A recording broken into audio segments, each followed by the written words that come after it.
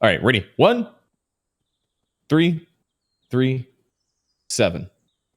Hello and welcome to episode 23 of Nerds and Words. I'll be your host today, Tim Allen 1337, and today we have a very special guest. We are joined by Frosty, the co-host, one of the co-hosts of the Value Pack podcast. Welcome. Thank you. And I'm supposed to insert witty line here, but I got nothing, dude. I just feel like all of the wind has been taken out of my sails by Potion Shop's Get Up. Yeah, so for those of you on Spotify, you'll hear in a moment that Potion Shop is not only wearing a mask, but creating a accent that I'm not really sure is safe for work, but that's fine. Potion Shop, how you doing, buddy? I am doing good. It's good to be in the Halloween spirit. Thank you for having me on the podcast today. It'll be an honor to be here. Thank you. And Moreland TV. Hold on, I gotta turn Potion up a little bit more. He's back at 200%.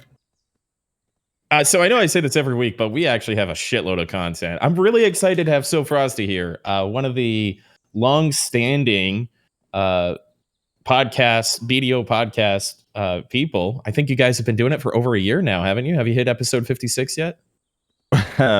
We're on episode 84, and yeah, we've been doing it in December will be our second year. Okay, I'm sorry. I'm trying to catch up. Yeah, I'm on episode 57. Yeah, you're almost getting to the episode you were in. Oh, shit. I was on twice. You were. You've been on twice as many times as me? Yeah, well, I'm twice as big, so. Is that in height or pounds? Both. Yeah, no, we only had Moreland on once. That's too bad. We haven't had Potion Shop on yet because, he's kind of on every episode. His name is Reslar. You see, I just play games too much, and so that's why I just don't have time. That's really the truth. So we normally start our podcast by just going around the circle here and just talking about what you did this week. If you want to talk about real life stuff, that's fine. It's just kind of an open forum, a little bit of an icebreaker. Potion Shop, do you want to go first so you can take that fucking mask off? Oh, please. I would love it. All right. I have grinded a total of 600 skill points on my DK. This skill point EXP is broken as shit. I went from 550 to, I can't do math. How much is this? 1,277. So it's still doing it. It's very good. Yes, very good event.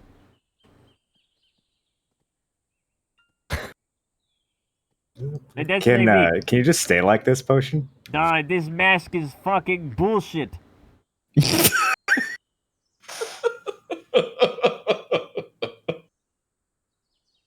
Who are you modeling this after? I know you've got someone in mind that you're trying to sound like. Is there an actor, a character? You think I have high IQ for such a thing? No, I just heard somebody once. And this is what I have in my memory. I just make it up as I go. This is like the most articulate you've been on this podcast, I do have to say. I think he's one of the kids from the movie Not Another Teen Movie. The guy that's just wearing like the Asian garb for no reason, even though he's completely white. I'm too old to know what you're talking about. Dude, it's one of the all-time greats. Take off the mask, Potion Shop. We're doing a podcast. Okay. Hey, it was good to be in the Halloween spirit while I lasted. I will see you guys in like 1 minute. This is my first time on the show, but I have a weird feeling that Tim has to say that every episode. Take off the mask, Potion Shop. We're doing a goddamn podcast. Well, it's not like I don't say that exactly, but it's something to that effect. You know, it's every week it's something different. Yeah, that's the gist of it. Last week it was talking about cups and loot. Moreland, how was your week, buddy? I spent most of the week doing horse dailies in Medaya, and I still can't figure out what a wild T3 looks like. So that's how my week has been going. Aren't they by Zarka? Serenity Shrine? Yeah, but that's far away from Stonetail Wasteland. I guess it's not that far if I go over through Tungrad Forest. That's a little bit of a hike, but I mean that's where T3s live, right? Why do I know that? I mean, they live everywhere. You've been playing this game way too long. I've never caught a horse in my fucking life. No, but you studied all the horse guides. There's horse guides? Probably, yeah. Anything else, Moreland? You do anything else this week? Man, I don't think I did. You didn't play a lot of BDO this week, did you? You finished Subnautica. I did. I beat all of Subnautica without dying. Was that this week? I thought that was last week. Did I not talk about that already? You finished it after the stream, I think, or the next day. Oh, okay. Yeah, I beat Subnautica without dying, so go me. Clap. And then I've been playing a shitload of EverQuest, getting ready for Ruins of Kunark next week. Nice. And yeah, just trying to get this T10 horse ready to go. Trying to figure out if Lakiaro is viable again for these mythical feathers. My feeling is probably no, but if it is, maybe it's time to finally make that Lakiaro guide that I've been putting off for 3 years.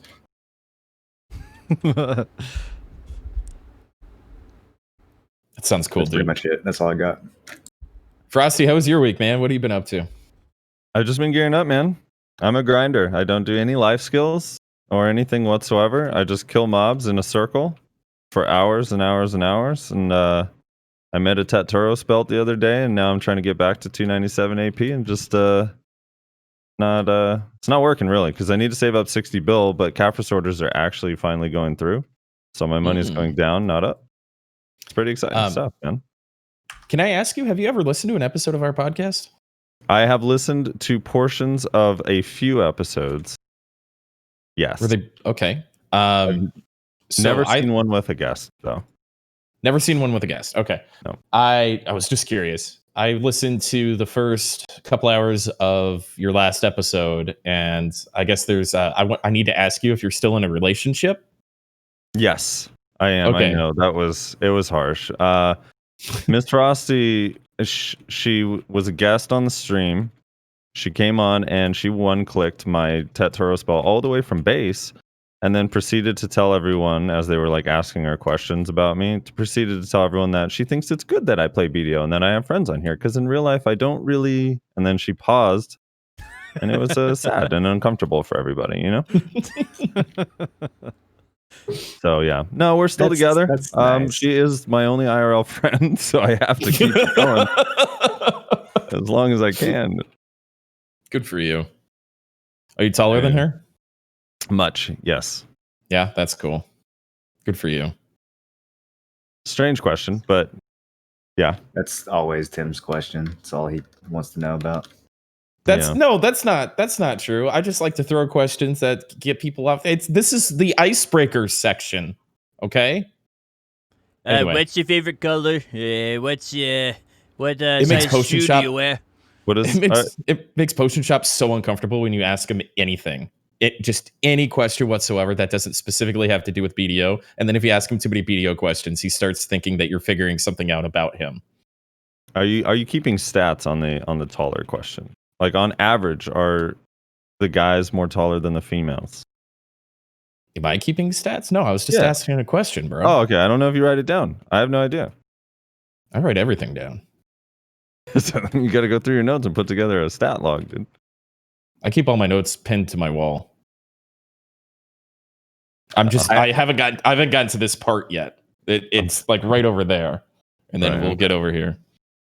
So my week, I had a typical Tim Allen week, which is filled with drama and insanity and stuff like that. The whole IDC mapping and that guy Haxing, always salty AF. That thing was happening last Saturday as the podcast was going on. So he continued to make some just excellent videos. After the podcast, I watched him do what he calls puss-ups. That was a lot of fun. And we watched some other content from him, which is wonderful. And then some other stuff happens that's dramatic and crazy that we don't talk about here, but that's okay. But I've had like a really just great week. I've been in such a good headspace.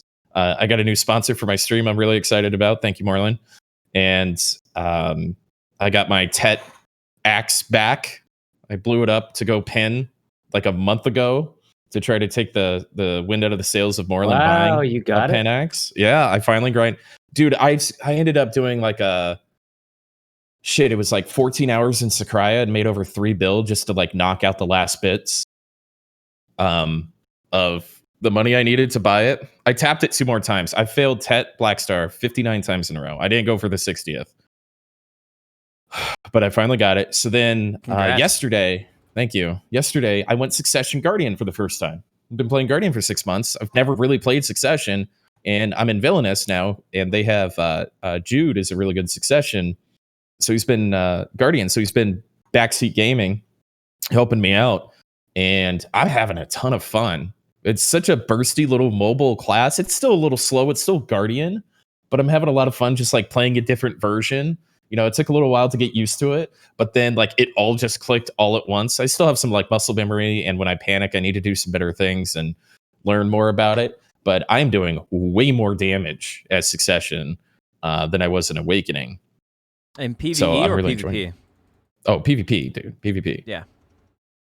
Now, it'd be terrible in large scale or node wars. Like, if you have one or like, if you're real good and you practice real hard, you might be able to be successful in node wars. You can be successful in node wars, but I just the Awakening kit lends itself so much to node wars. So I went through, did a PvP, a PvE, and I spent money on another skill set so I could have suck all the new add-ons and stuff, and went through and tried a couple different things out. And you know, it was really interactive and had a lot of fun putting all that stuff together. I've done a lot of streaming this week. I've done a lot of BDO. I've thought about doing some other games and stuff like that, but I've just been really focused and honed in on this, and it's been great. Been sleeping well. The CBD products have really kind of changed my life. I've worked out every single day except for today this week. I don't want to brag too much, but I'm fucking gaming inside and out of gaming. You're gaming outside of gaming? I am. Can you even imagine that? No, I'm having trouble imagining that. I'll show you later. Ooh. Okay. Off wick. I dropped my ooh-woos. I also played Doom. My chat reminded me. I was wondering why my week seemed so empty. Yeah, it's because I spent a couple days I spent melting my brain trying to beat the Doom DLC. So yeah, I also did that. I sat down for a fucking couple of hours and watched you play that, and I realized you're better at video games than I am. It's still pretty hard. Yeah. I watched you do like the whole section of like the toxic area or whatever. Yeah, that area is kind of special. I don't like that in a Doom game. I want like Mars or Phoebe or Io or something like that, where you're going inside and out of space. The first part of the swamp level was really cool, and then all of a sudden it was like, oh, there's fog and you can't see. Like, oh well, okay. It felt uninspired, honestly. Yeah. It was bad level design. The rest of the DLC has been pretty solid, though. I mean, they're kind of a little bit lazy with just throwing the Barons, like 3 or 4 of those like 2-story tall, undodgeable boys in every single fight. But yeah, I mean, it's still fun. Do you are you enjoying that game? It seems like you're just like metacriticing it as you play it. I think it's because you saw me during the foggy part, which was the least enjoyable part of the base or DLC that I've encountered so far. Up until that point, I was enjoying it quite a bit. I also hit like a cap, and I think what I realized is that I can't play Doom for more than like maybe 3 or 4 hours. When I'm on like hour 5.5, I'm just like, I don't know. I'm out of Doom at that point. Yeah. Yeah. I actually noticed like 5 minutes before you ended your stream that like your aim, like your grenades you were lagging behind. Like you were just fucking tired. Yeah. It's intense. It's really intense. Is it rewarding though? Like, although it's difficult? Dude, it is super rewarding. It almost gives me that. Hold on, my cats are fighting. 1 second. Again, Jesus. This is Doom Eternal, right? Mm-hmm. And it's just a single player game, or is it multiplayer as well? I think they might have added multiplayer, but it's primarily single player. Everybody plays. I don't know if anybody's really playing Doom for the multiplayer. Yeah. I don't know. I never got into literally every day. They're fine until I start streaming, and then they go fucking crazy. But anyways, it's similar to like struggling on a Dark Souls boss for a couple hours and finally beating it. That's how I feel after beating some of these. It's not like quite that hard, but yeah, that's how I feel after beating some of these Doom levels. It's like because you're on edge the entire time, and like you can't even barely breathe because things are just firing at you constantly, and you make one mistake and you die. And so, yeah, when you finally beat it, it feels pretty good. But like you were like analyzing the mobs that you were fighting. You're like, I rate this mob like a 7 out of 10. You know, there's undodgeable, and then he was running while he was standing still. I didn't really like that mob. They could have designed that better. I was probably a little grumpy at that point. No, but I really enjoyed it. It was so, I felt like it was really quintessentially you. I love it when you dig into these other games, because I wish I was as good as you and play it. But cool. Yeah, good weeks all around then. Sounds good. Can we dive into the exploit stuff real quick before we do the normal BDO patch notes thing? Because I've got a little bit of juice on this here. And I know you guys were trying to piece it together on the value pack last week too, Frosty. So I can go through. I'm still in the IDC Discord, and the guys come in, Dorscht and all the guys still come in and like update me with what's going on. So let me just update everybody give us from the beginning. backstory on it, so people who didn't hear last week's can know what's going on, and then give us the update. Thank you so much for jumping in and saying that as I was saying it. Oh, you're welcome. Yeah. So what happens now that we can like go back and really see, because it was still kind of developing? IDC and a couple other guilds went to Valencia nodes, and there was packet manipulation. The person who manipulated the packets was banned, ostensibly, and the guilds received quadrillions of silver in funds. And so what one guild did, IDC, was spend they bought a house in Valencia and bid like quadrillions of silver on it, so they could, because there's a arbitrary cap, you can't pay out more, you can't do a payout if you have more than 10 quadrillion silver. So then they brought their funds down to 10 quadrillion so they could do a payout. Isn't it amazing that the devs thought of putting a cap in case of something like this, but the cap they decided on was 10 quadrillion? Yeah, it was just like something crazy, right? Like if they're hacking, it's obvious somebody's hacking if they get to this point, kind of thing. They knew sea monster hunting was good, so they had to put the cap high. Shit was real good. Yeah, they didn't, so there's probably a couple guilds getting 8 or 9 quadrillion during that time. The packet sniffing thing was that ban, just to clarify, was considered separate by them, right? Like not related at all to any of the 5 guilds. Right. Correct. Yeah. There was 2 people who got banned for packet manipulation, if I read it correct. They said that they think the people who are packet manipulating accidentally increased the nodes, and they were actually trying to break some other part of the game. Which is interesting that would happen. So maybe they were trying to like sell an item to a vendor, and then they did that instead by picking the wrong packet. Potion, can you turn your mic up just a little bit, man? Yeah, please. All right, there you go. Thank you. One more time, talk again. Yep, that is it right there. Still low.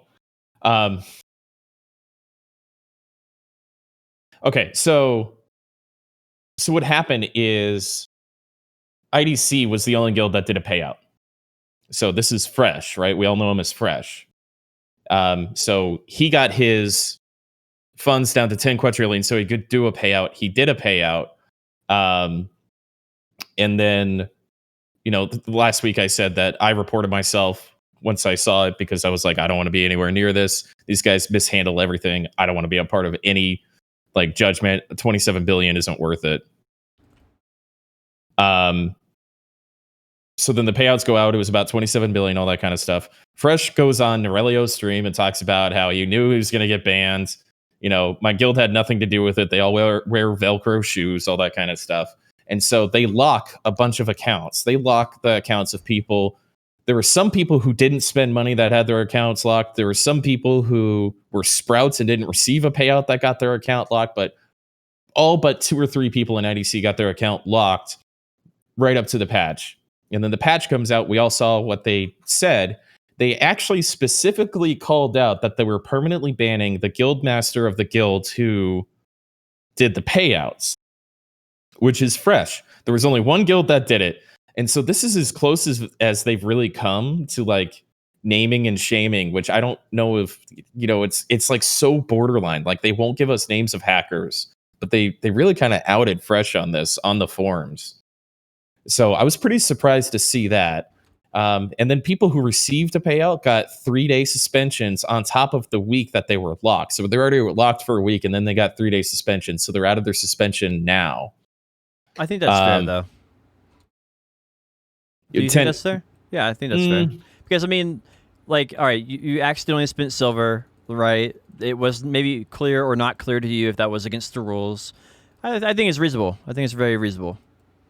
Yeah, to clear, I think they mentioned that it was only people that actually took the payout that got the post and spent it. There was 3 and spent it. Yeah, I think it was a little light. Right. I think if you get a 27 bill payout and you spend it without asking any questions, then you're kind of a dumbass and you kind of need a break from the game that's longer than whatever they gave. Would they say 3 days? Yeah, I mean, well, it ended up being 10. Yeah, because it did 7 originally for the timeout just to lock it, and then they did 3 for the actual punishment. So so they added it together. Mm-hmm. Yeah, it wasn't time served or anything. Being a guild leader comes with a certain amount of responsibility and requires you to act in the best interest of your fellow members. The guild leader involved not only received a payout of 273 billion, but by distributing it to the members deliberately, some otherwise innocent players in the exploit and put their account standing at risk, at the very least causing them to be locked out of the game for several days, a week. As such, the guild leader involved will be permanently banned from Black Desert Online. That's pretty close to naming and shaming. All right, they didn't name the guild, and they said guild leader. So unless you're paying attention to like social media and adding 1 + 1 together, you're not going to know that. And I think that's fine. That's how most things are anyway, right? Like most people who get like a 3-day ban, you would never know about. Like they could ban me for 3 days, and if I don't show up for 3 days and don't tell anybody, then no one would know. So I think it's pretty reasonable. Didn't they do similar things with mapping? They were like this number of people, like the ringleaders, as they called them. They're like 3 people got permanently banned, or like. I think in this case it seems specific because there's one guy who kind of went above and beyond to be a, kind of like an idiot. Well, I mean, during this whole thing, and he's the one who, like, if there was multiple guild leaders, I'm sure they would have said. Who even cares? Because he went on a podcast. He went on a podcast and said it. Like, who cares? Yeah. So it gets better though. That's not the good part. That's just like an honorable mention. Okay. So Dorsch is a officer of the guild. He took the payout and bought some items, right? He says, they removed the stuff I bought with the money, removed a Tetnuver with crystals that I made half a year ago, and didn't give me 13 billion silver of my own money. So he just went to like negative 27 billion, and they arbitrarily removed some items with crystals that he made a half year ago. And they took money out of his account. So like they just fucked it up. And he sends a message to Rotaz, and he's like, yeah, I don't fucking care, basically. So he didn't spend any of the money? He did spend the money. They took the items back. They negated then who his cares? account. Because they took an item that he made a half a year ago. Who cares? Boo-hoo! He should have gotten a penalty for taking the silver anyways. These guys are lucky that they got away with minus 27 bill. They should be getting minus 90 bill for this. Like, yeah. And to be clear, how for people who don't know, so people got a 27 billion payout. Everybody but the guild leader. And let's say you spent 10 billion of that, they would remove the item that you bought for the 10 billion, and then they would remove the remaining amount, which would be 17 billion from your account. So you'd have the item removed, and you'd have the remaining silver removed. Now, apparently there was some bugs with that, but imagine using exploited silver to buy stuff on the market, fuck up the game so that the market has to be locked for everyone, create a bunch of work for the GMs, and then nitpick about how your punishment is doled out. Get out of here, kid. Well, no. So I'm okay. I'm with you, right? There should be harsher punishments for all this. But they're like arbitrarily like deleting items that these guys have had forever. And there's no like consistency, right? So the thing that really gets me is, and what scared me about this entire thing, is that Cacao Games was going to have to not only decide how to dole out punishment, which they fucking shit the bed on every single. We had good vibes last week, right? And he's like, well, I really respect, Cacao Games because they're not in control of everything. Fine, got it, right? But they're in control of some of this stuff, and they're arbitrarily taking items away from people, and then they're locking people's accounts who didn't even receive the payouts. Like every way that I thought that they could fuck this up, they fucked it up. I'm I don't not think too they mad fucked it about up it. that much. Yeah, I think they handled it pretty well. Like if there's a few items that got messed with that shouldn't have gotten messed with, dude, like they have to go through 100 different accounts and figure out like which item went where and what silver was spent on what, and like if any enhancing is done. Like if they mess up one or two bits of that, I'm sorry, but like don't take the silver next time. Yeah, Yeah, and I think I'm this kind is of a good with Moreland. example. Yeah. Well, the thing is too is like they last time during the mapping thing when they didn't take the items away and all they did is reduce the silver, the entire community was pissed because it was like, well, that's just a loan, right? Like they got the item. This time they actually went through and took everything out, and even if there are some mistakes that they took out, it's kind of like I don't know, collateral damage for being a moron. It's a big improvement over last time, also, and I think that's the main thing here. It's like it's just a big improvement because we see they're making baby steps towards the right direction, right? They didn't deal out like these outrageous bans to a whole bunch of people. You know, one person that definitely can arguably deserve a perma ban, and the other people got 10 days. So I don't know. I think it's very spot reasonable. on for impression. These people are my friends, so I have and I realize they did something wrong. The people who took it and spent the money should be punished, and it shouldn't be 1-to-1. But I don't know. I think they had So, to make, I respect your opinion. Does he have any screenshots on like what got lost, or like he said that a whole weapon that had he didn't put crystals in it or anything with the money and it just disappeared? Yeah, we don't have the context either, right? Maybe he bought a pin Nuver and they removed the Tet Nuver instead, right? Like who even knows what they could have messed up. I think the main thing here is like you had to make 3 mistakes, right? Your guild had to get a payout, which is not in your control. Then you had to take the payout, which is in your control, and then you had to spend the money, which is also in your control. So you had to make 2 mistakes on your own in order to receive this fuck up. And then on top of that, the third thing is like the cacao had to mess up also, and that's so nuanced for me to even care about. It's just Really? yeah, it is. I think All right. yeah, like if they get it 98% right, I'm kind of okay with that, man. Like I don't really care that much about the 2%. It's not like these are like legit players that are getting screwed over. These are people who took the silver and spent it. If someone like took the silver and just let it sit in their storage and didn't spend it and they lost items, then I would be worried. Because they don't deserve that. But if they went and spent it and then like the GMs messed up 1 or 2 items when it comes to fixing it, I'm sorry, but like the GMs have a limited amount of time and they got other shit to deal with. Like they're kind of allowed to make 1 or 2 mistakes when going through this many accounts. I just don't have that much. I get that these are your friends, but I just don't have that much sympathy for them. Next time, just don't put yourself in this situation. Yeah.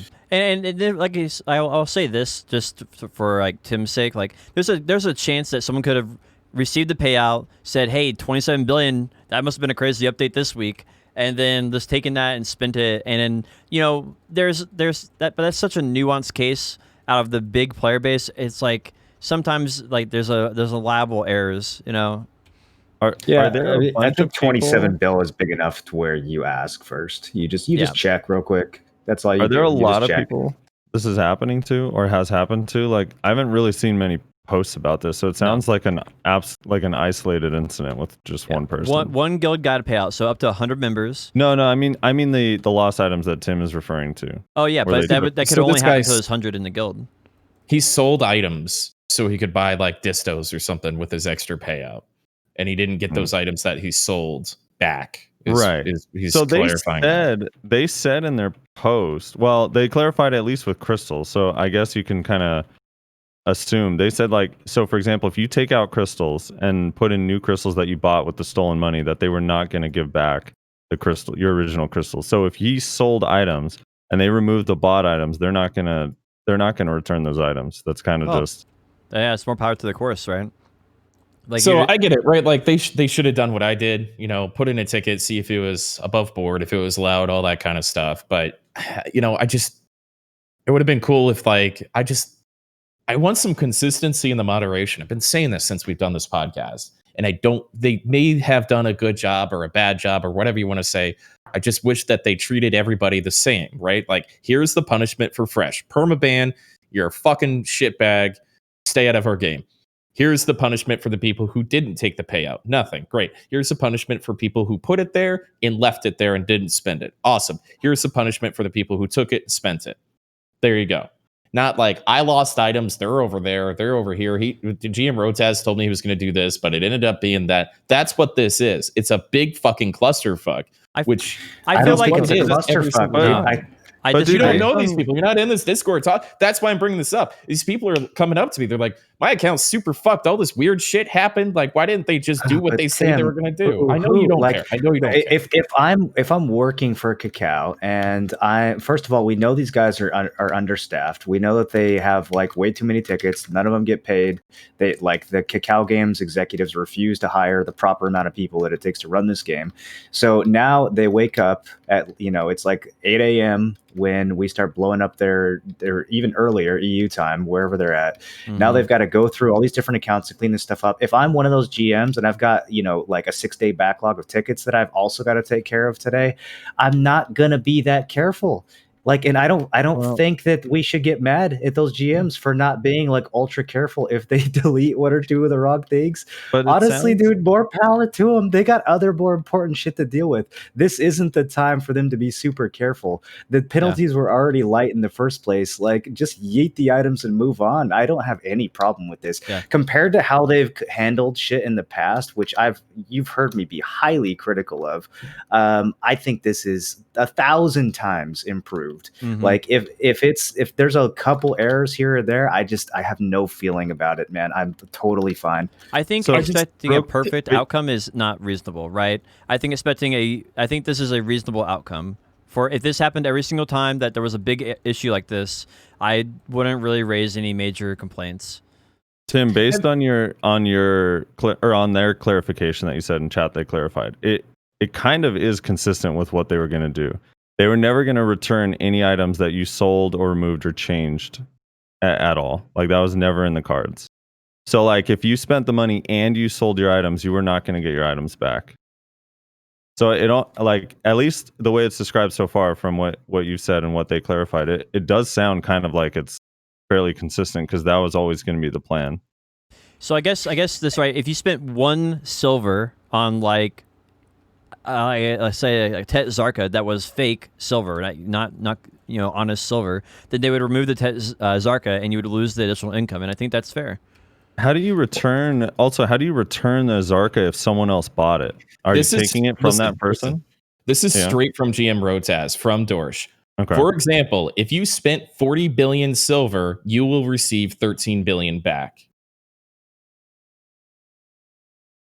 That is from GM Rotaz. Yeah, he spent 40 billion silver and got nothing and I'm back. sure that GMs did the best they could with limited time, and they probably spent 20 minutes per person, and if they had spent 30 minutes instead, maybe they wouldn't have made this mistake, but they probably didn't have the 30. They only had the 20. And I bet you these tools that they're using to figure all this stuff out, I bet you these tools suck ass. Think about how bad the UI is in this game for the players. Imagine the dev tools that Pearl Abyss begrudgingly makes for the publisher that they don't give a fuck about, to go through the logs and figure out like who spent what when. It's probably a nightmare, dude. I just don't I forgive them for making a couple mistakes here. That's it.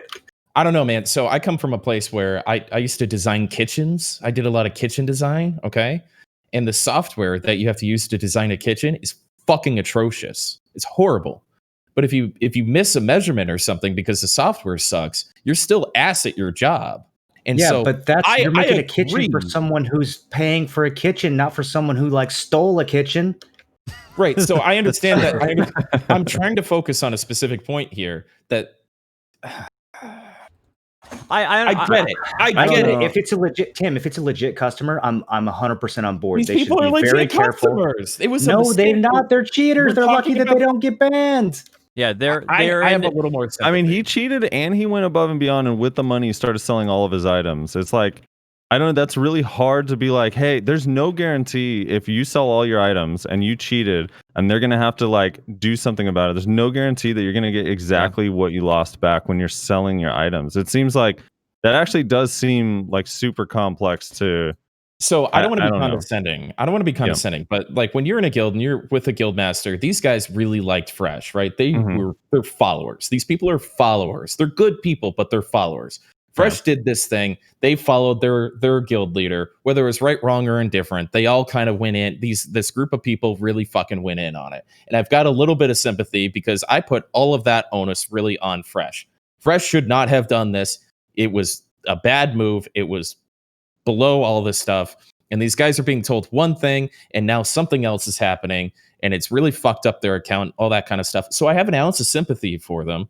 And Sure. I just don't really accept that Cacao Games is lazy and does a bad job and it's hard work. These people are paid to moderate this game, and they always do a bad job. They always do a bad job. I want to get that message out concisely because that's how I feel. I don't want to. I just don't want to let it skate by. If you You look at and the people who got their like Tetnuver deleted on accident are the only ones who think they did a bad job. The rest of the community is not upset about this at all. Yeah, I think there's two reasons for banning people, right? One is actually to prevent people from repeating the same mistake again, which is probably never going to happen originally, right? Because it's not like they are going to get another payout like this probably.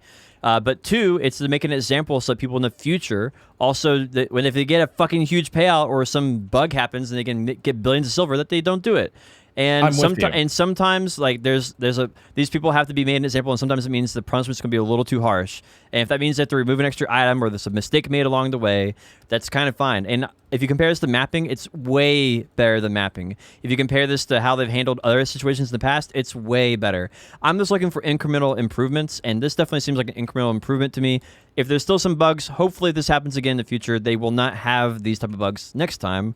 But I think this is incremental improvement from the mapping and other things we've seen. So I'm happy. As a player, I'm happy. I mean, you knew right away not to fuck with this. So like, I get that the other people got caught up in the groupthink or whatever, but you didn't. And I mean, personal responsibility, man. Like we're out here gaming, and people should know by now that not to fuck with this stuff. There's been so many controversies in the last year about different exploits and gray areas and whatever. Like, people should know by now, if something like this comes up, pause and think, ask the GMs for clarification. Don't just rush to the market and spend the silver. I completely agree, right? I'm not saying that these guys deserve a break or anything like that. I just want, if GM Rotaz tells people this is what's going to happen and this is what's on the official post, I just want them to do that. I think Cacao did a fine job. I think it kind of sucks that they just fucking start ripping other shit away because they're not paying attention. I think part of this is going to be like agree to disagree on this topic a little bit, because I don't think any of us here are probably going to like change our kind of opinions on this. But I do think it's good that we had both sides of the conversation so that people can understand what's going on. I'm not an exploiter simp or anything like that. You know, I just kind of feel for the guys. And Dorsh in chat saying like that he's saying, I mean, it sounds more like it's like GM Rotaz's fault for not understanding what they were going to do. Because here's the thing, like the people, like when they clarified with the crystals, they were very, very clear on the crystals. If you took crystals out of your weapon and destroyed them and put new crystals in your weapon, and then with money that you spent from the exploit or from your guild payout, that you were not going to get those crystals back. So I don't understand why. It's kind of the same difference. If you sold your item and you got rid of your item and spent the money, I just don't see a world where they're going to compensate you for the extra decisions you made to get rid of your stuff. True. It's kind of like, I don't disagree. I don't know why he said it. I don't know why. Yeah, I would like to wrap this up though and move on, because we have a lot more stuff to cover, and we've already been at the podcast for like, I don't know, a while now. So I'd like to move on if that's possible. Yeah, I think we've each said our piece. I mean, it's I don't know. It's an interesting topic, but it's crazy. Sure. And I was re-listening to the podcast last week, and I was going, I was saying that I really don't look for drama. And literally, we thought there was another guild that did the payout. It was literally the guild I happen to be in, and that's it. I thought that was crazy too. 5 I'm all fucking wrapped up in this shit. I can't escape it. I like it, so it's okay, but it's still insane. So the next topic is naval fame or ocean karma. Apparently they're not done with this system, but what do you think of it so far? It's interesting. I wish it was kind of like the regular karma system updated, but From what I can tell, it's a big improvement over the previous system, but there could still be some ways to like fuck with people. Like apparently now people are using rafts to block shit, and like you can't destroy the rafts because you'll go negative, and then you can't use any of the warps. So yeah, might still have some flaws, but it seems like it's better than the previous system where people were just going around nuking everyone with no consequences. People who say people are inherently good have never played Black Desert Online. I believe in positivity and the human race will do the right thing. Yeah, sit down at a computer and play this game for a couple days. Let's see what you think after that. Get a little dose of humanity. I think the main thing that I'd like to see with it that I really liked was that they made it family fame. That way you can't abuse multiple characters. If you're going to go pirate, you're going to stay pirate. I really like this idea that you have to kind of hard commit to one side or the other. I think that's good. Apparently they want to add like a bounty board in the future, so we'll have to see if that ever gets made. They've been talking about that for actually years. So, what was our thing? How much karma do you lose for killing a boat? A shitload. Did we all just agree that they added something to the game and nobody had like some major objection to how it could be better? Or recently, in my opinion, like the updates have been like 3 good updates and 1 bad update. So you get 1 bad update for every 3 good updates. That's been my kind of feeling about it. Reverse that, but yeah. Frost, do you have any thoughts on it? Yeah. So for me, I'll never be in a boat. I can't stand the water in this game, and the boat mechanics are terrible. But I'm glad there's a separate karma system. My only issue with it is apparently the karma system is it's family based. So if you go negative on one character, all of your characters are negative. So if you have one like bartering character that if you have one character that you like to go pirate on, just kill people, all of your characters are now no longer able to like access your boats or whatever until you come back. Only in the ocean though. Only in the ocean. Why is that a bad thing? Well, I mean, like let's say for example, if I'm negative on my main character and I'm playing on an all in open world like non-boat stuff, like should all of my characters be negative? Because it's not family based on land. But this isn't non-boat stuff. You can on your other alt character, you have to have like a different set of gear. You can lose crystals. There's penalties for being negative. Like out on the ocean, I mean, if people could just use alts, they would just use alts and they wouldn't have any penalties. That's what people were doing before. They would have 2 characters, and it's not like your boat loses crystals when you die on your alt. Like nothing would happen. They would just switch back to their main. Yeah, I think it's a really good change. It was a complaint that was brought up to me. I don't play the boat stuff at all, so I don't know. But they were kind of upset because I guess it deters like just PvP in general in the water, like completely. I guess in some sense, I don't know. Well, what will happen now is people will just get off their boat and jump into the water, then take a map to the shore, and then collect their boat, and then they'll just stay on land until people will stop messing with them, because you'll be positive karma on land, so that'll be the new strategy. But at least so what is it? You can't take your boat out when you're negative. Is that the thing? I don't think you can you can't repair or resupply. I think you can still take your boat out, but I haven't tried it. So the system is basically that if you go negative ocean karma, then you basically have to go to Pirate Island because you're a pirate, and you have to actually repair your boat at Coot Island, which is Pirate Island, which I think is really cool like lore wise. I think the only thing is that there's only one place you can repair at, and I feel like there should be probably a few around the place. They should have to they should force them to find a way to get their boats to McQuinn, like us on land. Yeah, that'd be great. I think Arhaza is like a haven for pirates, right? Or used to be, maybe. Anyway, I think the idea behind it's kind of cool. It needs a little bit more work and iterations, but I think it's a step in the right direction overall. The next topic is Tier 10 Horses. The first Tier 10 horse is finally out. Apparently, there's 2 appearances to it. Is that true? Do you guys know? I've not seen the second one. I've only seen the one. Yeah, I don't know what the second image is. Yeah, they had 2 images in the patch notes, and I was trying to figure it out. But I've never seen a second one. I like it. I like the update after I've thought about it a little bit more. because you're limited by the pedals now. What do you guys? I know Moreland, you've gone for it pretty hard so far. I think gating it behind a weekly quest is absurd, and now their solution to the weekly quest is to add daily quests, which is double absurd. So I'm pretty tilted about that part, but I think the rest of it they did a good job. Yeah, I like the it's design. An interesting combination of having to. I wish that Lakiara was actually more relevant. I don't think they made it nearly good enough for this, but it would have been an interesting chance for them to bring in kind of like older, outdated content and make it relevant again. It's good that there's a better use for your pedals. It's good that there's a better use for Imperial training, and there's a reason to actually go catch horses now. So they got it. They did a decent job. There's definitely some things that I think they could easily improve, but yeah, that part I like a lot. The T10 itself, I feel like I have no motivation to get a T10 unless it looks amazing. And I don't really love the Pegasus look, so we'll see what the Unicorn and the Doom looks like. But are the skills on it, like some people I hear say it's not really much different from a Pegasus. So do you know the exact differences, Moreland, as far as abilities and stuff? Jump straight up in the air and fly. You don't have to. I don't think you have to get the running start or anything like that. I haven't gotten to try it myself, but from the videos, it looks significantly better. I think you can fly a lot further. You can jump a lot higher. So there's 2 new, I guess, abilities. Like Moreland said, you can hover in air, but it decreases your stamina by a lot.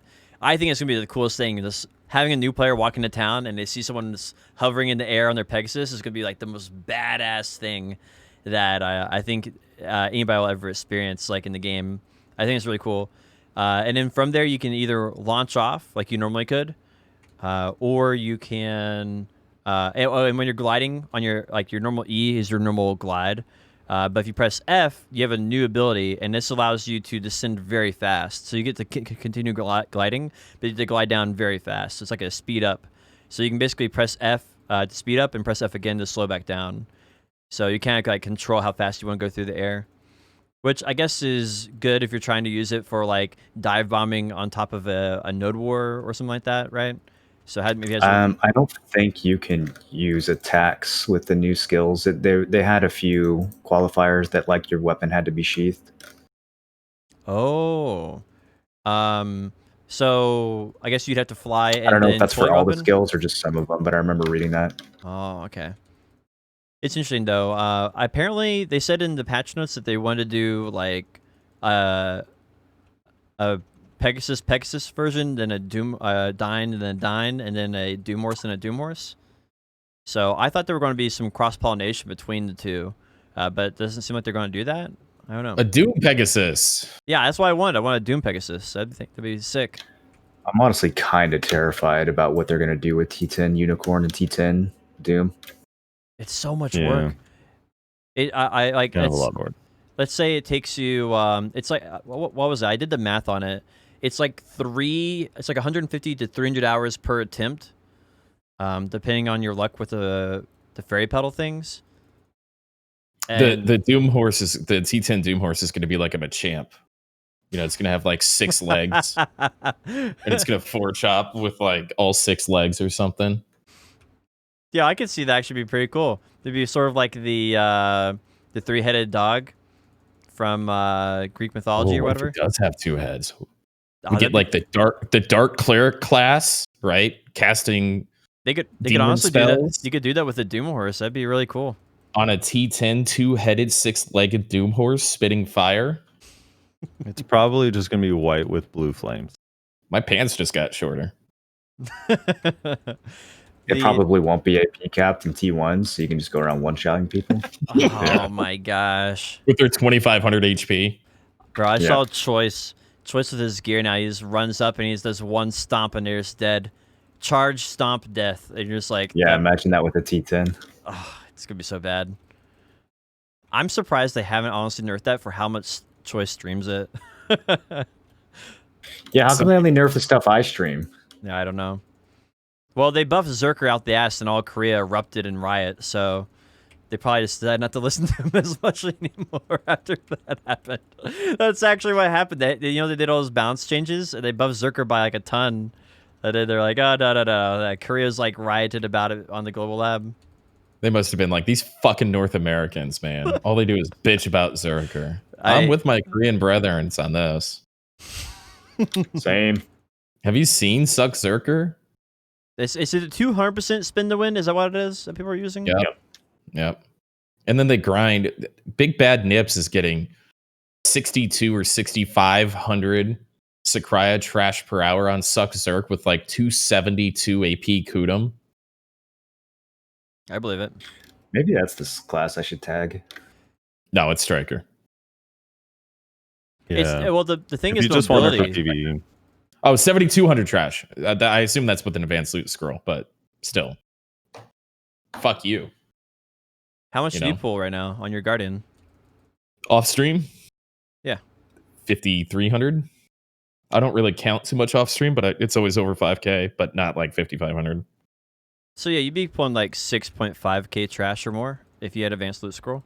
Yeah, 6.3, 6.5, somewhere in that ballpark. Yeah. But I have 289 AP Kudum. And my pinky is buff. I could pleasure a lot of women with my pinky for as much as I hold shift. I'm sorry, nice, dude. No sex jokes. It must be nice to off stream only get 5.3k, you know. When I'm 297, Kuno could only get 4.9. You know what you signed up for on that Kuno, man. Dude. One day we're gonna get buffed. Are you Succession or Awakening? On Succession, in my tryhard hour, I get like 49.50.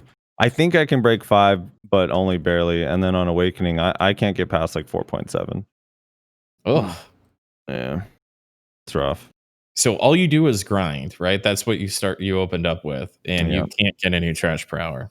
Now, I'm not particularly efficient at grinding, is the problem. But Sakraya is great for me because where I lack in grinding is my pulling is not the greatest. Mm-hmm. But Sakraya is not really as much about pulling. It's just getting to the packs on time. So I do all right in Sakraya. I actually suck at Stars. But yeah, I don't know. Like I'm gonna probably tag a character that's just way more chill. I'm ready for that tagging system to come out for grinding. I want it for my Lawn. I want to do Lawn Awakening. I want an easy PvP class because PvP is not worth the time investment in my opinion right now. So I've been looking to play Lawn so I don't have to put the time in, but I still can be good. I think I figured out how I'm going to quote work around the limitations of the tagging system. Wait. Should we mention that on podcast? It might nerf it. It might. So you know how when for some reason they put this in the tagging system, which has like a bunch of arbitrary limitations on it, like you can't turn in your Imperials or anything like that. Right. So since my main is a warrior, I can just put my sword and shield on my Valkyrie and tag her to the other class, and as long as I'm playing Succession, I should be good, right? Does that work? Normal tagging system, right? So you just wouldn't be playing your warrior anymore, you mean? No, I could still play him. It's not like it doesn't lock the gear to the Valk when you do the tag, does it? Oh, right. Yeah, it actually does. I believe it makes it so you can't put your weapons in your storage or your marketplace when you have a character tagged. Pretty sure that's one of the... I think you can't share it. Yeah. All right, but think of the horse. So Alex has been playing Valk forever. He says, "Do suck Valk so you can play fucking DDR with your fingers while grinding." Oh god, I hate that shield throw so much. That's why I quit playing Valk because I realized Valk shield throw is so much better than everything else on Valk. I was like, I'm not gonna play it this way. The next topic is the Black Spirit Adventure Guide update, which I think is better but worse at the same time somehow. Yep. I don't How's know. it worse? It is because if you don't finish, then you don't finish. Yeah. Insert sex joke. Yeah, but the rewards overall are still significantly better. Yeah, the rewards are better, but all right. So my problem is you can't get the special dice when you acquire dice. That's why I think should happen. I think you should be able to acquire either a regular dice or have a chance of getting a special dice. And right now you can't, so that just means you're gonna have to get special dice through events or by failing like 5 times in a row to get a special dice, which in both cases just feels terrible as a player. Or they'll make it pay to win. It's never happened to me so far, but I know this next time I'm not going to finish, and I'm going to be pretty upset about it. Yeah. I've already just not finished twice. Talking about it. Tilting. What, Marlon? I just failed to finish as we were talking about it. Feels bad. Yeah, it's almost like guaranteed to fail if you don't have any special dice. Like it's Yeah. How am I gonna get that 100 stack? You have to roll doubles and a lot of high rolls, or roll multiple doubles to get the free roll, because the free rolls that you get for a double don't count towards your 5 rolls. Wait, don't you have to finish like 100 times to get the 100 stack? Yeah. So basically, the only way to get special dice as a free-to-play player, because this will probably be in the Pearl Shop eventually, is you have to fail it, and then when you fail it, you get a broken dice or something like that as a reward instead, and you can trade in some of those broken dice for a special die. So that means you have to fail. If I understand it correctly, you have to fail like 5 times in a row. Then you can get 1 special die, and you keep on saving up special die until you have enough of them to finish a round. How long is this going for? It's a permanent edition, yeah. It's permanent. Yeah. Oh, okay. I guess I'll get my stack eventually. 4 men on a podcast complain about not finishing. I think the How Global many- Labs that's had some 3. update to it that might make it easier to finish, as Tim says. We need to move on. Tim's out of control. I'm not mature enough for this. Marlon hates sex on his stream, so we got to move on. So skill add-ons. The skill add-on update. All right, this is like my thing. Like we've gone through things right now. T10 Horse, awesome. Karma update, awesome. Black Spirit Adventure, overall an update that I'd say is positive. There's some things I'd like to improve. But then here's the 4th one: skill add-on update. Terrible. Wait, hold on. Can we pay to win the dice? No. It's set up to be pay to win. I think they'll add it. I think it's only a In matter the future, of time. maybe. Yeah. There's Oh, going to that- be a dice bundle almost certainly in the future that's not available in Belgium. Got it. Now I'm curious, why Sorry, why is the PvP skill add-on system bad? It's not thought about at all. So they removed pain damage over time, they removed poison damage over time, and they removed flame damage over time, or burn damage over time. So I have Abyssal Flame, and I can't get flame damage over time on it anymore. I have to get bleed on it, which makes no sense lore-wise, and it doesn't stack with all the other bleeds I have. And this was used in 1v1s. So didn't think about the lore on the dots, Frosty. Jesus. Well, and the main thing is that you can't actually negate potions, because that was the original intent that people would have, is that you'd have like 2 or 3 of these damage over times. You fought a player in this game. Well, here's the thing that's interesting, Potion, about that. Even though I think that the reason they removed those is because no one was using them except for Potion Shop, but I think that if you add up the total amount of damage that you got from the pain, the bleed, and the flame was still less than a tier 3 just the bleed, which is 150 every 3 seconds. Because the most you could get was 40 per 3 seconds. And then the other ones were like 18 or 23. So even if you had all 3 dots applied, it was still less damage over time than a tier 3 bleed. Sure, I agree they need to be rebalanced. But I think that this is removing the other one straight up removes the ability for them to create interesting gear, because they could have added other accessories or gear in the game that could have buffed those even farther, and I think that would have been interesting. But now that's just no longer an option, both lore-wise and gear creation-wise. So I think it's a negative, and that's not really my main complaint about it. I think that's definitely a part of it. That was rushed, but everything feels rushed. Every class, there's one for main hand that's a tier 3, and there's one for awakening that's tier 3, which doesn't make sense for a lot of classes. Like for example, I lost 33% of my mana regeneration on my sorceress Dream of Doom, because that was originally intended to be a mana recovery, but I lost 33%. I only gain 600 now instead of 900. So I have a solution for that. Are you awakening? I mean, I know what you can do to fix that. I'm just saying, like, it's not a very well thought out system overall. It just kind of seems kind of rushed. The thing is, like, most sorks, when like trying to be optimal, would rather not use Dream of Doom except for when imminent doom is up, which is like a 30-second cooldown. So a lot of sorks that I know have been putting it the mana recovery on Violation, which instantly like fully recovers your bar every time you use Violation. Sure, that works. But the caveat to that is that it doesn't proc it when your violation's off of cooldown. And so No, it does. It does. It's not supposed to anyway. I haven't tested it, but it's not supposed to. It used to not to. Anything that's an on hit does not does. proc when it's on cooldown. The only ability in the entire game that will proc when it's on cooldown is the twirl from Shy. That's why she can regenerate like 6,000 HP. Have always proc Yeah, add-ons always proc per hit. Yeah, 100%. Add-ons proc per hit. Yeah, but that is only if the HP and mana regen do not work when the ability is on cooldown.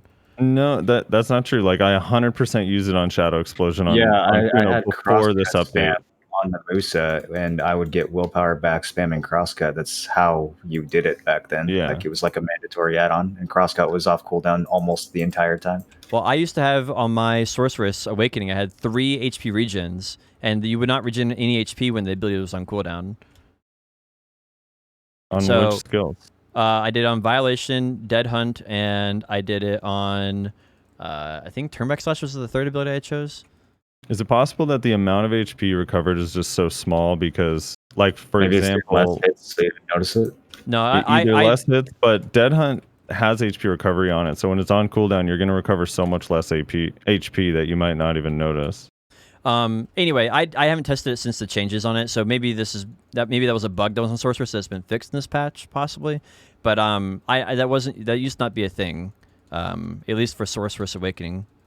I'm doing my absolute best to pay attention, but my mind is racing about lore add-ons and how we can have add-ons to our skill that increases our immersion to this game. Yeah, I think you should only be able to do poison damage on bladed attacks.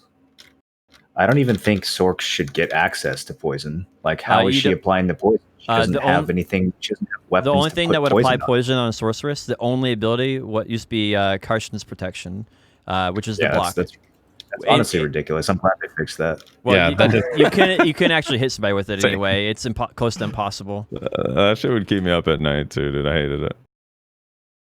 But anyway, Dream and Doom apply to burn, Potion Shop. How were you okay with that for all these years? That doesn't even make sense. It's not even hot. It's not even hot. I think that you guys are getting caught up on the semantics of the matter rather than I definitely am. I was making it. This is my part of the podcast where I get focused on something funny that you say and I make a big thing of it. I love the idea of lore add-ons. I love that. Man. I do. I'm not making fun of you. I actually love that. I mean, that's how it used to be, though. I never would have thought of that. That's how it was supposed to be. And the Sorceress... I honestly wasn't concerned about this at all, but now I'm getting kind of fired up, dude. I think they really need to think about it now. Well, and the thing was, that's originally the abilities, Dream of Doom is, all the Sorceress main hand abilities are, Fire and Nature, or Pain and Nature. They're one of the two. And so they're all based in lore, even if the visuals did not necessarily represent that the best of ways. They were based in lore. To add a burn to Water Sphere on Wizard.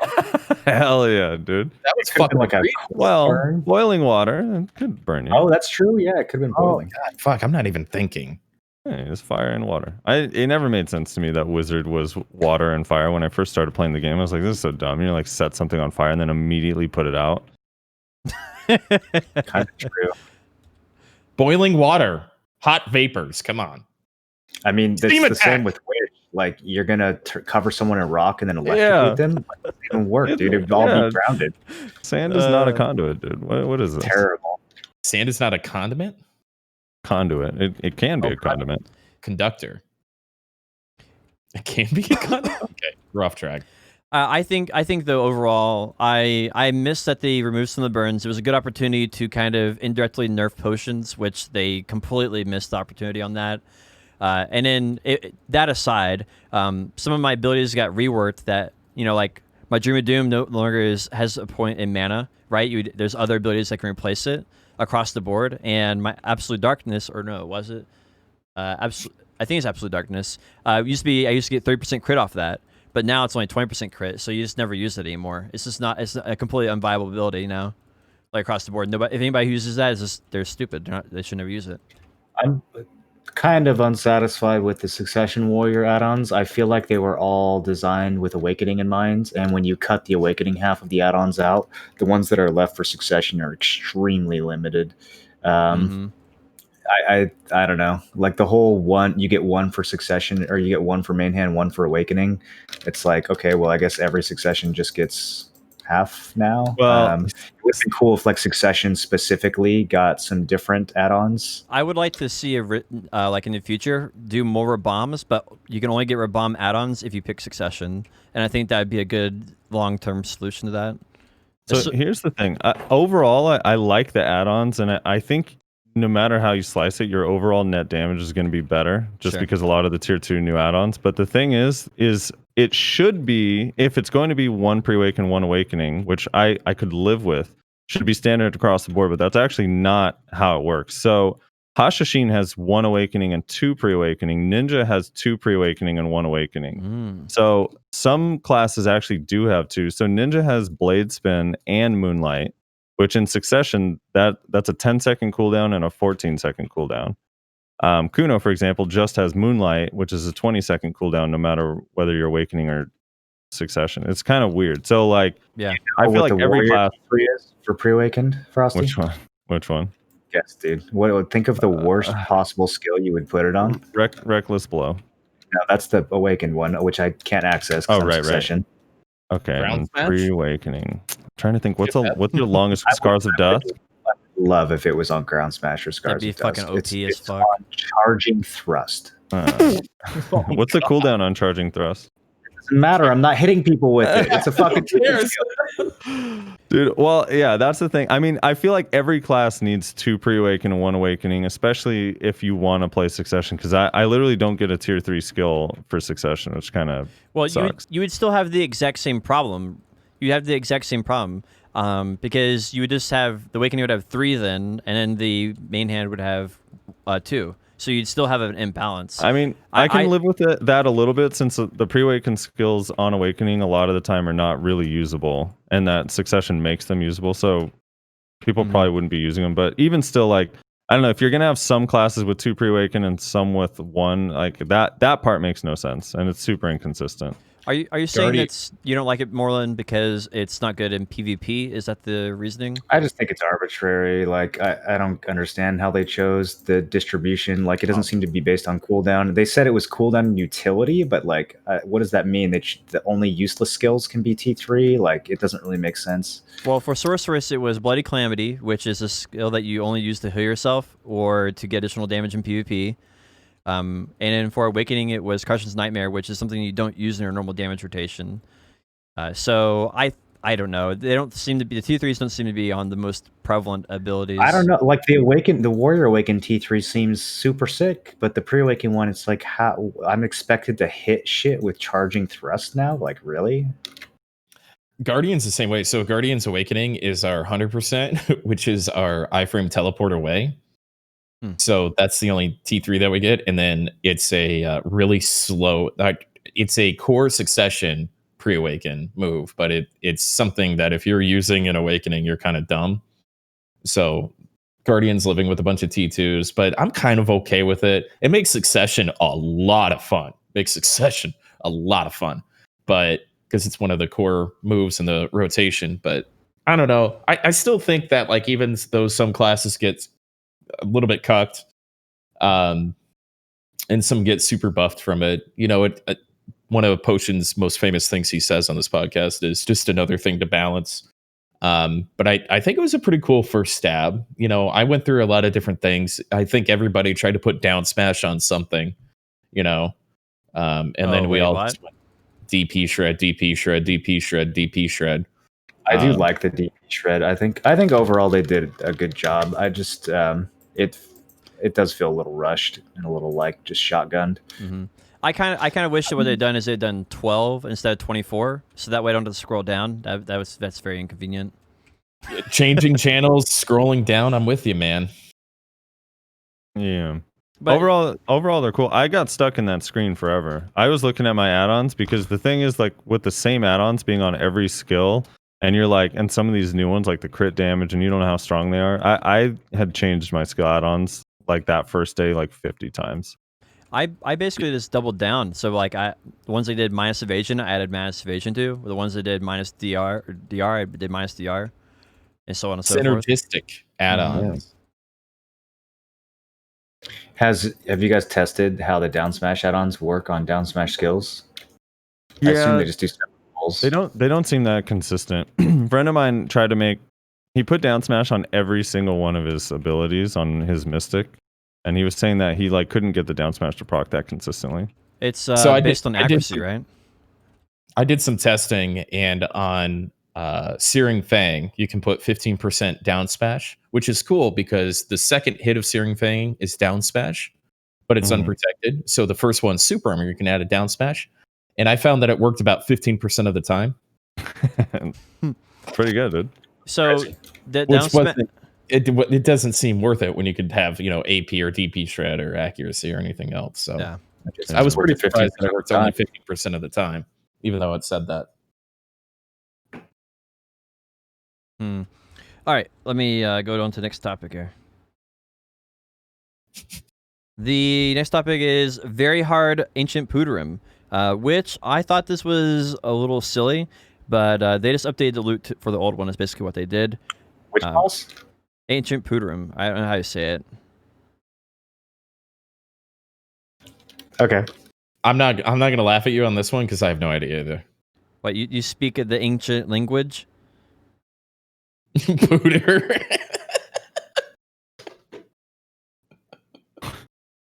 They gave it a new box that guarantees to not give you crons. Yeah, they know the torture they've put us through. I finally went out to Fogan's and I killed it, and I got a Ring of Crescent Guardian. I was like, it's a fine accessory box, is what it is. It's a fine accessory box that can give you up to duo, which I like that a lot. Yeah, it's better than getting 8 cron stones, that's for sure. The only problem it is. They should have made it always spawn at Bassi Den or around there, but instead they made it always spawn in the desert now, which is annoying. They could have just moved it to a human being place, instead of butt fucking Egypt. Well, there has to be some reason to go out there in that stupid desert. I was really sad. The Google translation of the notes was pure magic stone. I was like, oh, I can get one every 2 weeks. Oh! And then it turned out it was just massive pure magic. I was like, oh, well, that makes a lot more sense. So a little disappointing. After failing Tet Blackstar 59 times in a row, Daddy could use some ass. What stack is that on? About 5 or 6. 5 or 6. Oh, okay. So you're building it up? No, I've had 5 or 6 different stacks. I've got a 200, a 188. I've used 255s. I used a 145. I've got a 138. You want to stack? Name a number. I've got it. He's ready. You ready for the? You're waiting for the Black Star Awakening weapon. We got to talk about that in a little bit. Oh yeah, great. We watch Moreland's hair disappear. The BDO events this week are Halloween and Florin, Magical Elixir, which basically makes your elixir last 1 hour, and Nightmare Zarka. Which one do you guys want to talk about first? Nightmare Zarka. I want to have another conversation about this. Is there anything else that needs to be said? It's a nightmare. The Florin event is terrible. They should. I re-listened to most of last week's podcast. They should 100% always be Nightmare. I know. That's why I said it. Yeah. I agree with Potion Shop. Someone clip it, hurry! Ah, I have a very strong feeling either way. Clip it, come on. All right, Moreland's going to let us do it. Call him up. Have him change it. Yeah, did you guys do the one last night? I did not. I missed it. It was also only a chance, right? For some reason, wasn't guaranteed. Some of the channels didn't get it. It was great. Yeah. So, but I actually different on each channel. Yeah. Oh, that's I think exciting. Today it's not going to be, but normally when it is a Nightmare Zarka, it's only on random channels or something. The engagement was fun. He had to there's red circles everywhere, and he was going gah, gah, gah, gah, and the whole thing, and he had to have potions on or use a frontal guard or stay out of the red stuff. It felt like I was playing an MMO for a minute. It was like 2016 Zarka. It wasn't bad. It was kind of fun. Have you heard anything else? I know, Tim, you got around 40 mil from yours. Have you heard from anyone else how much they were getting from them? I wonder if that's the average, if it's 40 mil. I don't have any friends left. What'd you get? The 40 mil and what? What did it give you? Mostly gold bars. Oh, okay. I got a little bit of everything. I got some of the stones where you make better things, or the enhancement stones, and then I got some gold bars and some silver and some black stones and 5 latents. And someone's saying PvP was enabled during it. Is that true? Oh, that's awesome if that's true. Oh, yeah. That's an accident if that's true. I wouldn't know. That's actually probably an accident, yeah, because like they set up unique times for it to spawn. So they probably just didn't set up the unique like protections. Fuck, somebody actually clipped me agreeing with you. God damn it.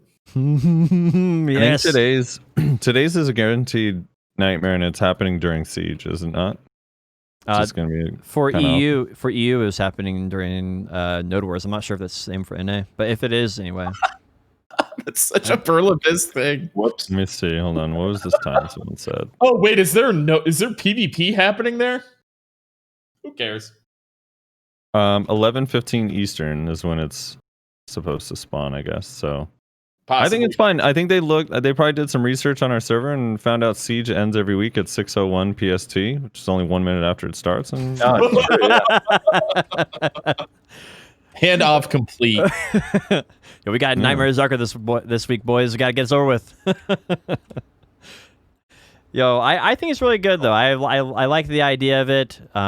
This permanent Nightmare Zarka is definitely something I think that I'd like to continue doing. I want to move my witch over there and do it. I think my favorite story of the week from Nightmare Zarka was someone saying, "I got a Nightmare Zarka box," and it opened up and it got a regular Zarka. I was like, so that was my favorite story. And it's not even like a guaranteed pry or nothing. No, it's just it can be it can be base, pry, duo, tri, tet. So That's kind of it is. It should just be a nightmare box or a regular box, right? So that way at least you know what you got. Kind of like getting a soiled crescent ring back in the day. It's like, what's even the point? I mean, it's 100 mil or whatever they are. So I hear in EU it died in 30 seconds. Nightmare Zarka died in 30 seconds on EU. So Crazy. that would make, I did the math on it. If you make 40 million per, that's like 4 billion per hour. So it's a pretty good return. Considering they only have people in Manos gear, that's crazy they killed it so fast. Gathering mastery to kill Nightmare Zarka in 30 seconds. The inflation on EU after that Nightmare Zarka. Have you guys seen how many mythical feathers have already been sold in EU? It's ridiculous. I would sell them. I have no purpose for them. I don't own 1 T9, let alone 2. Star's End has got to be fucking empty. Wait, why? Distos at 320 mil because they're all life skilling. Oh, yeah. The other event is Halloween in Florin, and it's bad. It's very bad. Really bad. Yeah. What is Super their long. obsession with going to Florin? They're trying to make It's like the that art cool now. capital of the game, isn't it? Yeah, as the lore master of this podcast, Potion Shop, what do you know about Florin and why do we keep going there? Because they cater the game towards new players, and Florin happens to be near where new players start. I feel like you could pick oldie or Western. Is it though? It's close enough for them to think it is. So new players feel comfortable going to Florin to grab goose eggs from the mountain because they've been there before? At least Listen, Halloween. I'm not instead? trying to explain their logic. It's just that's how they think about it. All right, that's just how At least it we is. didn't have to go to Potter Pop. The event is really bad. It's a super long quest that gives you a shitty reward, Mm-hmm. and it's tedious. You can get, for people who don't know, you can get 3 furniture items: a teddy bear, a rabbit, and they go in your house. And you can get a Black Spirit pumpkin. So those are the rewards. You can turn into something called a jack, which is like the little pumpkin head monster that's around Alejandro Farm, I think is what it's called. But there's a problem. Scare your friends. There's a problem. He can't walk on anything that's uphill. Because they forgot that he's so short, and short means that you can't walk up steps and stuff like that.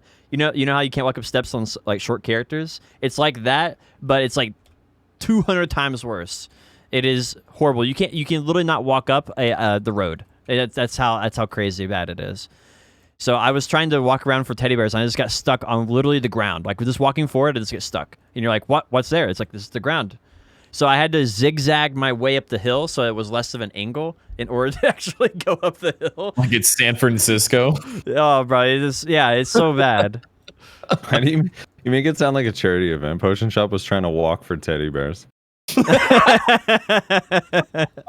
My God, dude.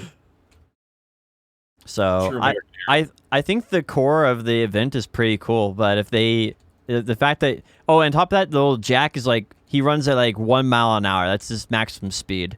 He starts off at half a mile and goes up to a mile per hour. He is the slowest thing in BDO. Like look, like he's there to be spooky. he's definitely that. I found it faster to actually get look backwards, and if you press the Q, you actually fall backwards. And it's actually faster to fall backwards up a hill than it is to walk up the hill because you just get stuck. So that's true in real life as well. So I think the idea of the event is interesting. They also made it where you can buy like candy and you get like XP or skill points, but you only get 1 per day per family. So why would you go there when you go and buy 1 for a 1 hour buff? It's just mind-boggling. My chat says it's a lore-friendly event because that's you can true. It's faster upstairs. They really thought through the lore on this event. We have to give them credit for that. All right, let's go on to something that doesn't make my head hurt as much. I actually had in my stream and I had a headache from that shit. The NPCs in Florin have bleeds, dude.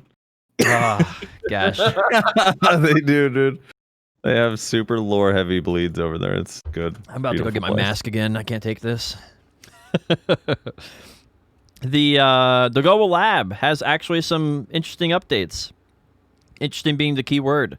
Black Star Awakening Weapon, Morlin. What are your thoughts? I mean, if you could Garmoth it would be cool. But I don't think you can.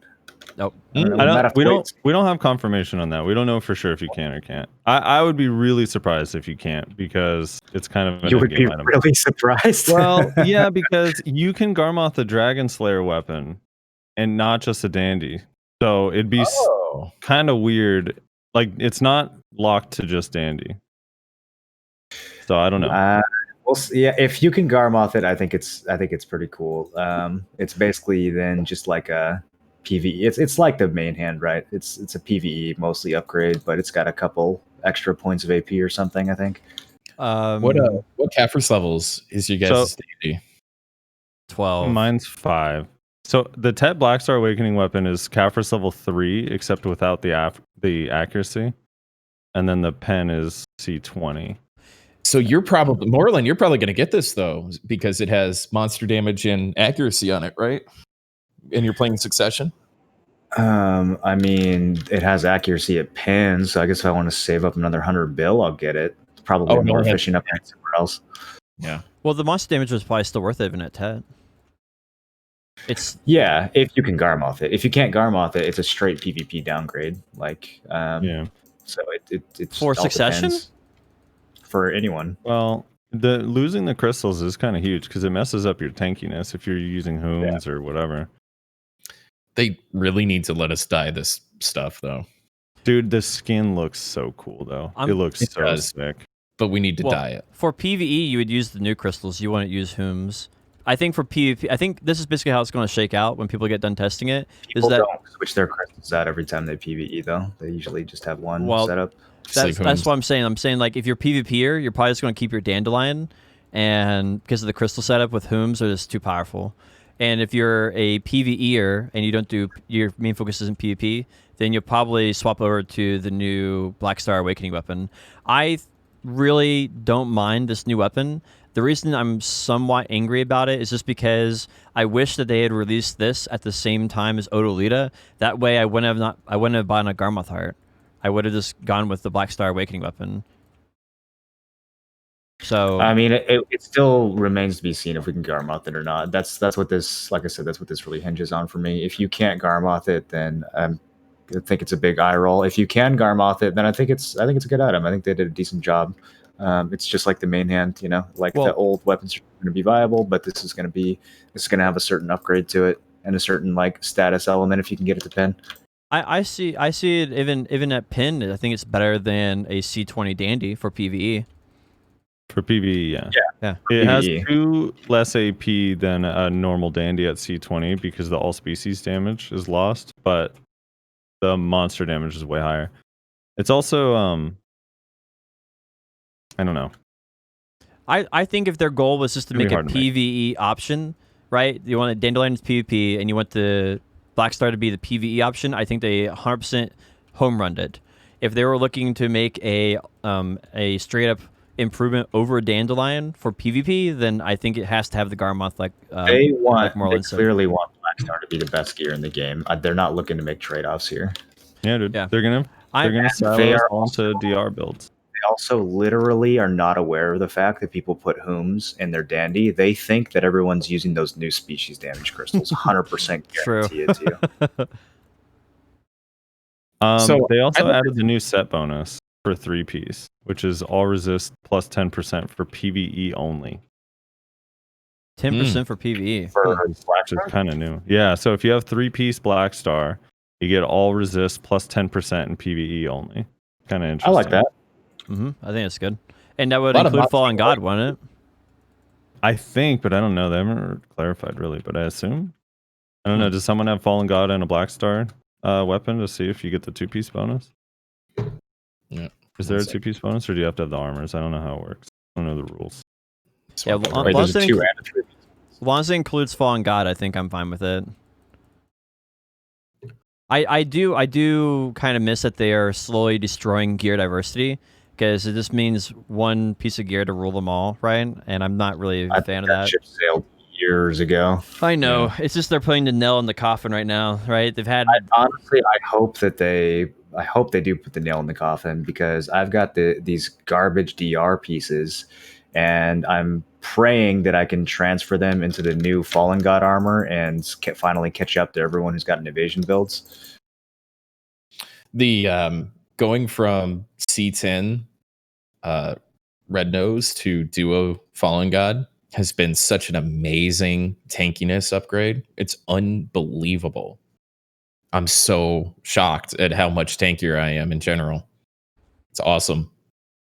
You feel it in PvP too? Oh yeah. Oh my god. That's where I feel it most, actually. Apparently, the Surprise set bonus does not apply to Fallen God at least in our game right now. If you have like a Blackstar armor piece plus Fallen God, you don't get the 2-piece bonus. I'm sure they'll probably add a Fallen God set at some point. It's weird because it's Blackstar, everywhere else, but Yeah, I'm surprised we haven't seen a second Fallen God for the helmet or anything yet.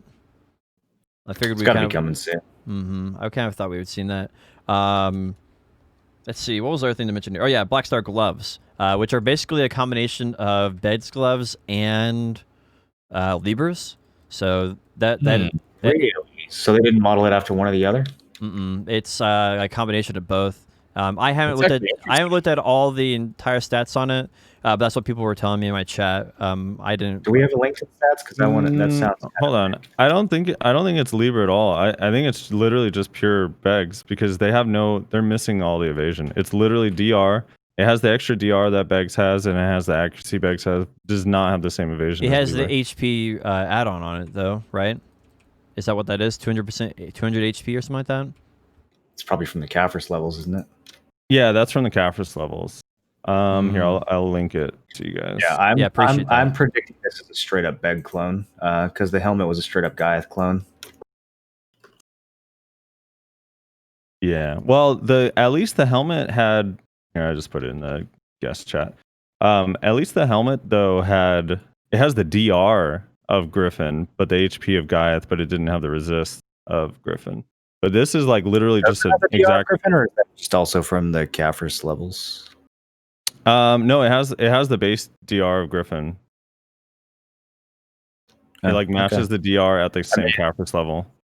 Yeah, at that point, I'd almost rather have like the three DRs, kind of whatever. The resistor really the thing that matters, but Yeah, so it has 50 accuracy on this, so it's basically Beg. So they're just they're putting us all in DR. No one's going to be able to complain about evasion if we all run DR.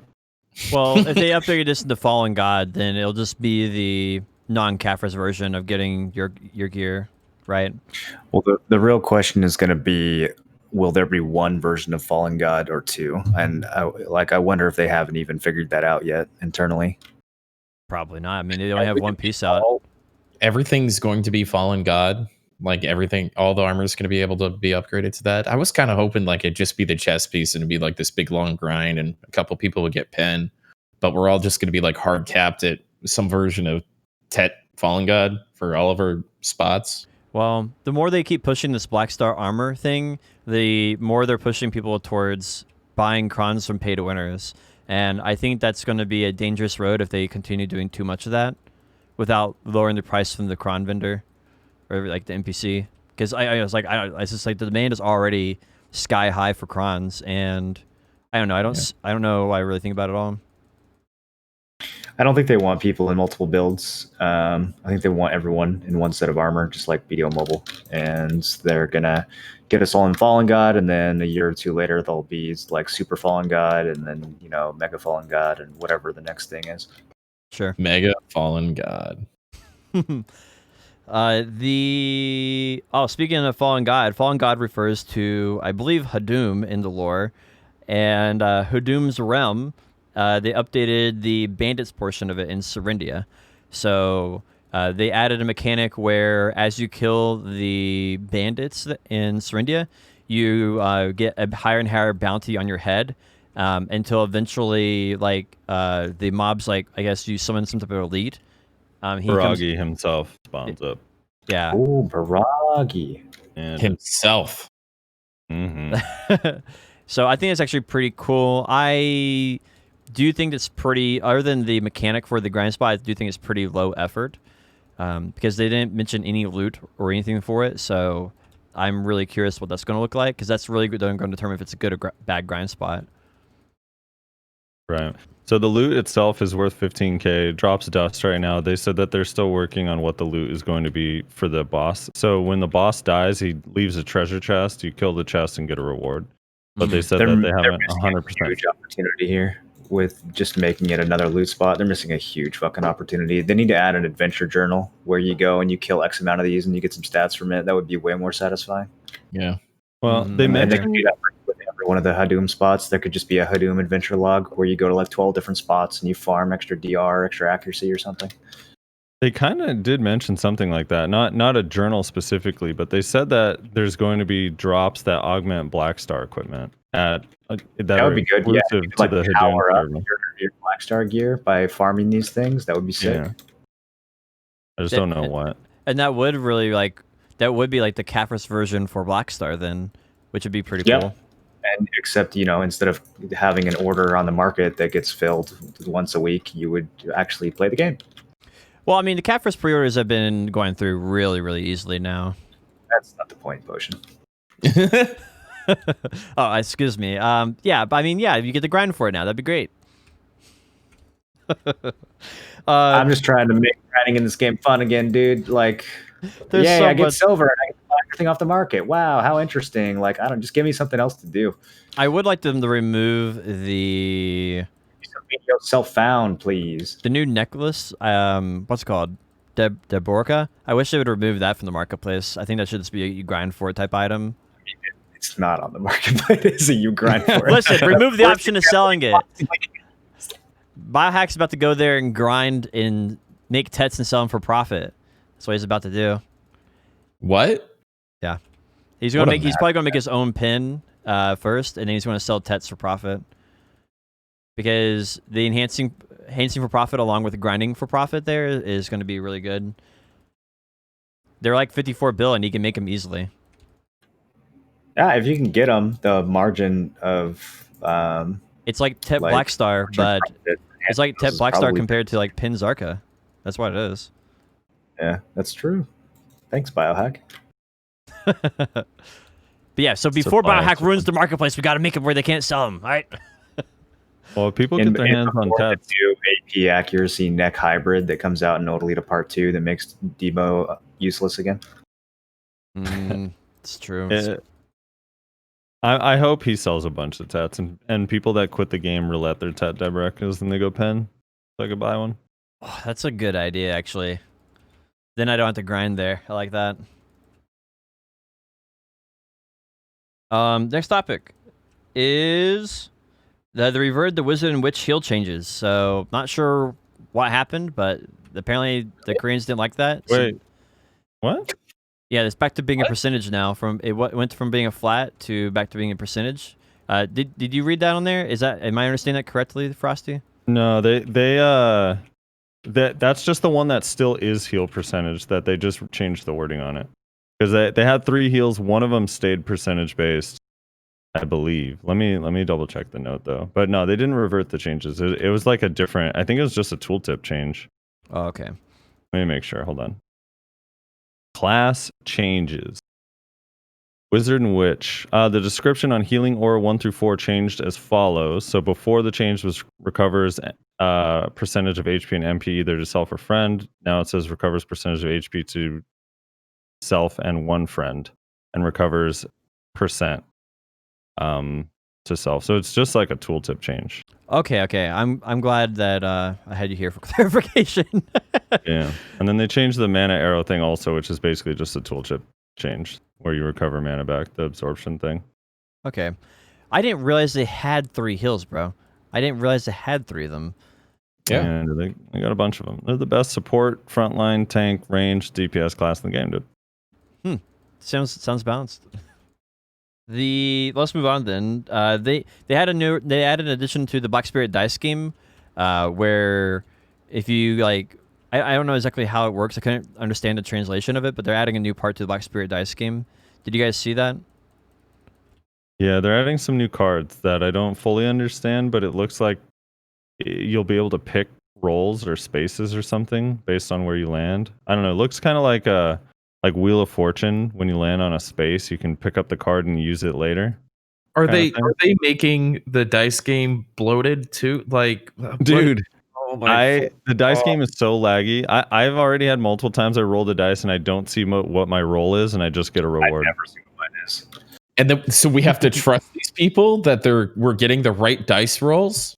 Well, this is going to become a actual trading card game that's sold in stores eventually. It's going to be exciting. Dude, video the trading card game. Let's go. Shadow Arena worked out so well. They should continue doing spin-offs. I agree.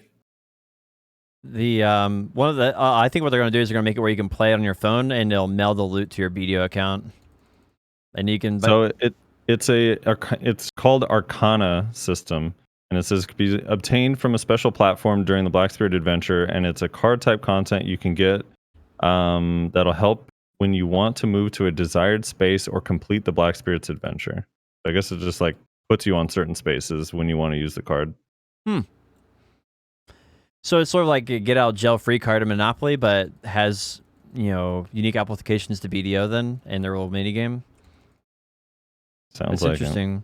We'll have to see what it is. I'm sure they're going to be doing more and more stuff with this dice game. It seems like they're focusing on it really hard for some reason. So that'll be something that's on the way. Other things that they did this week is they added AFK horse food and AFK elixir. I don't know what the exact time is. I think it's like 10 hours or something. But it lasts a long time. You basically pop elixir and food. I think you acquire these. I didn't really understand it through the Global Lab translation, but I think you acquire them from horse racing. So you do horse races and you can trade that in for AFK food. So that might have some limited applications if people care a lot about getting like their brand new I can't horse. wait to buy those off the market from people who did horse races. What are these magical elixirs? I missed that. The magical elixirs come from your challenge tab, and you can just, I think, simple alchemy them with any draft, and it'll make it a 1 hour draft instead of a 15-minute draft. So I think that's the only thing that changes, though. I don't think the stats or anything change. We got some of those from events. Mm-hmm. This is like the second or third time we've had it, right? I think. Yeah, you can combine it with like a Giants draft or whatever and pop it, and then you have the Giants for an hour. I must have been playing Star Wars or something last time we had it. Yeah, I don't know. Okay, sorry. Oh, you're good. Wait, what? Yeah, we didn't talk about that much. We give you Tim. Listen, playing Star Wars. Which Star Wars were you playing, dude? What? Star Wars Galaxies, dude. Okay. I thought it was SWOTOR. Scared me. No. I think the biggest question with this new elixir is, does it have a different icon? Because if so, as soon as someone sees you grinding with one, Just kill you. Give fuck, dude. Yeah. Instead of it persists through death apparently. Oh, it's like an immortal also. Oh, so PvP giants. I can fucking death push and have. Okay. All right, that's actually a big deal for like PvP and Node Wars and stuff. I like that a lot. Big deal for people who die constantly. That's me. PvP. It's not worth it. Remember the per hour. And in 2 more for the global lab, we have you can now turn in 100 energy to the Black Spirit, and then you can get your 20 EXP buff or your skill point EXP. You can get those, but you now get it for an hour instead of 30 minutes. So that's a nice quality of life improvement. The 51 is still an option, so if you want to do that, it's still an option. But there's now a new option for an hour.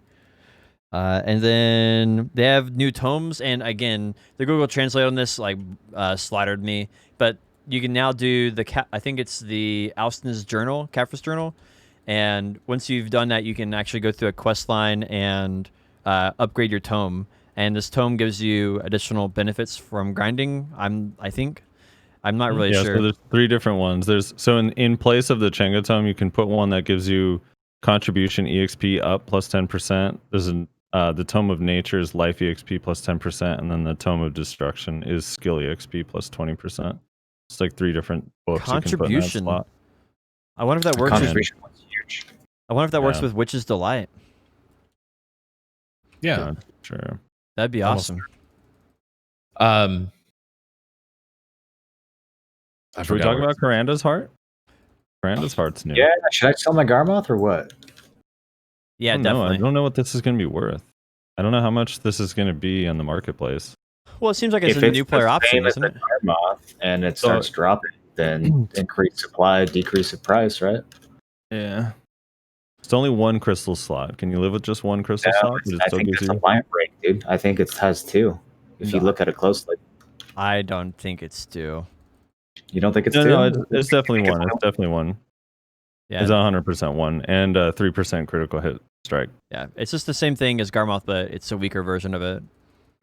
It said 2 crystal slots in the tooltip, but the image only showed like 1 crystal thingy. So I don't know. Remains to be seen. Have we actually seen it in game yet?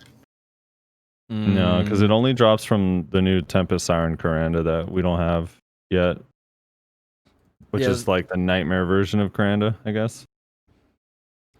Yeah, I think the idea of it's gonna be really cool. I hope they take the whole thing and just do the permanent spawns for the nightmare version for Karanda as well.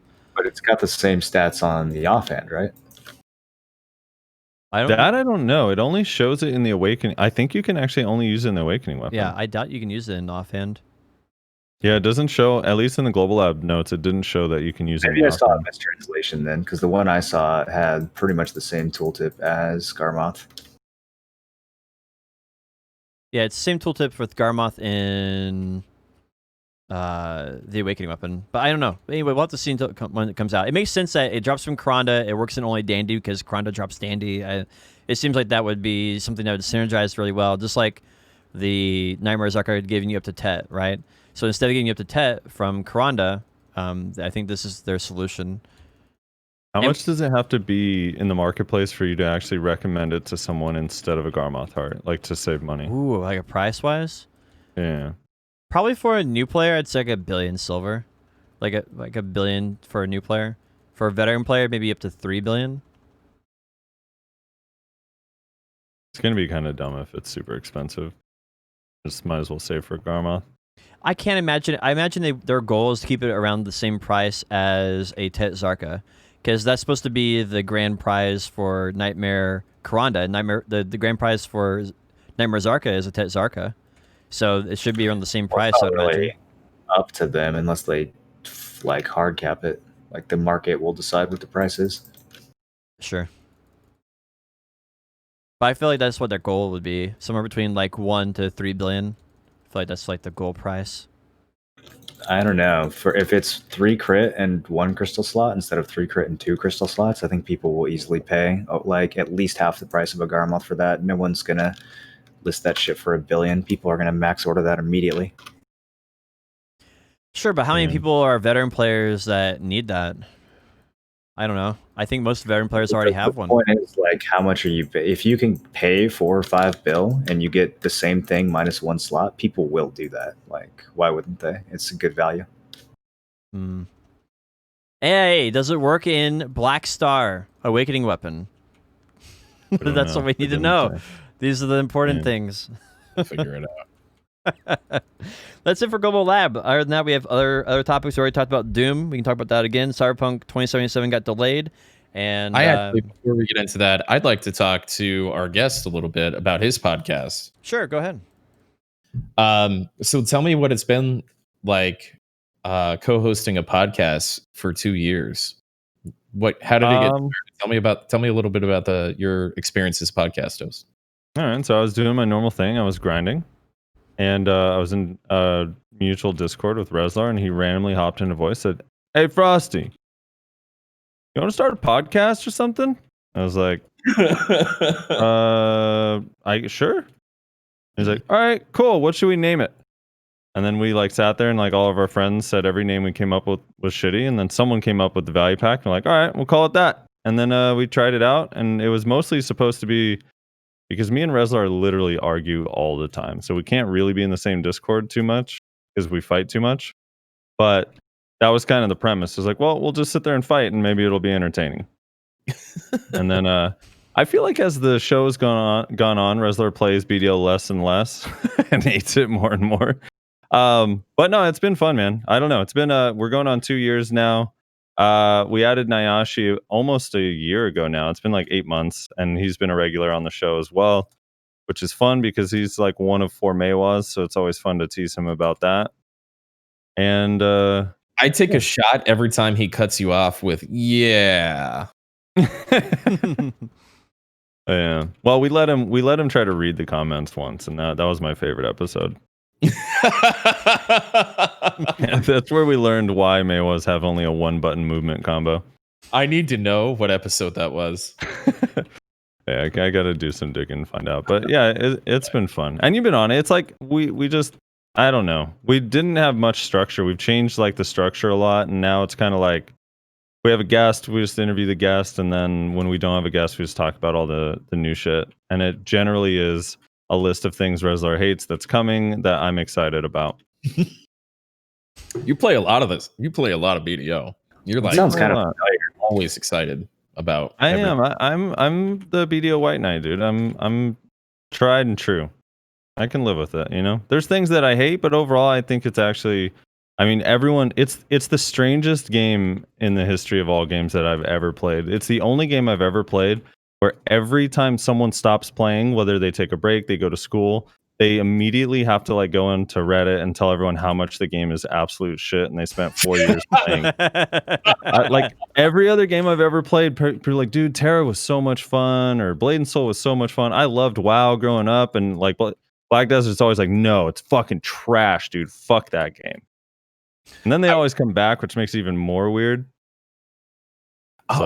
I forgot to put this in my like weekly update. I had such a good week after the podcast last week, and this is related, I promise. I ended up playing Among Us with my favorite metalcore band, Silent Planet. The lead singer started streaming and got all of his bandmates together and stuff. What are you laughing at? Are you laughing at me? Yeah, dude. Every time you bring this up, it gets funnier and funnier. Why is it funny? It's just the way you say it. Yeah, so the lead singer of my favorite band invited me to awesome, man. The lead singer of my favorite band hosted me. So the lead singer of my favorite band talked to my Twitch chat. Cool. And then Bubba Wallace, the NASCAR driver, joined in too. It was a fun night, man. But so he was like, "Hey, so Tim," he called me a professional gamer, which oh my god. Hey, you're in esports. I think it works. Yeah. You play an esport ready game, bro. Yeah, dude. But he's like, "So what's this Black Desert Online game you play?" And I'm like, nope, no, just no. Right? I feel like that is kind of the knee-jerk reaction. It's like somebody asks about the game, you're just like, no, you don't want to do this.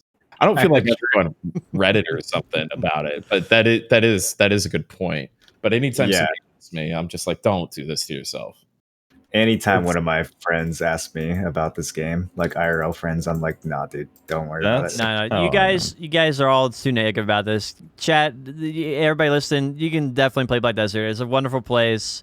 You'll love it here. Your wallet will hate it, but you'll like it. All right, you'll like your time. All right.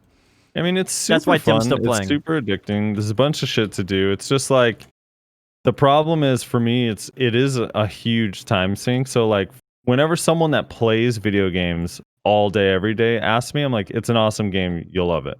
Whenever someone in real life asks me, I'm like, nah, just keep playing Madden or Animal Crossing. You'll be fine. Yeah.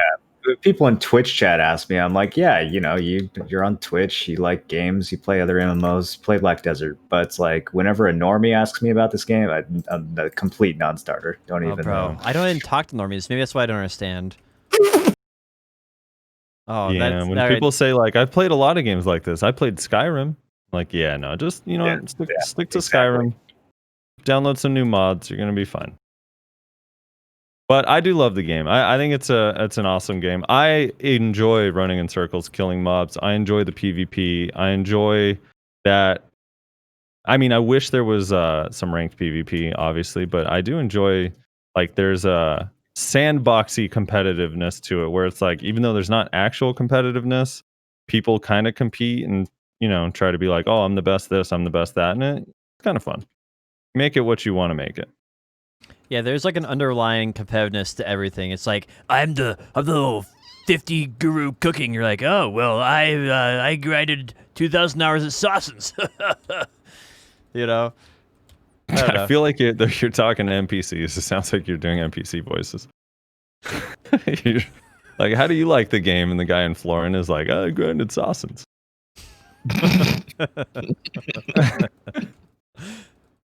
All right, so I have two questions for you, and I implore you to answer them both, even though it may be slightly toxic. Okay. First, and you'll figure out what this toxic one is. Who's your favorite guest on your podcast? Of all time? Yeah. Kyriem. Musa player.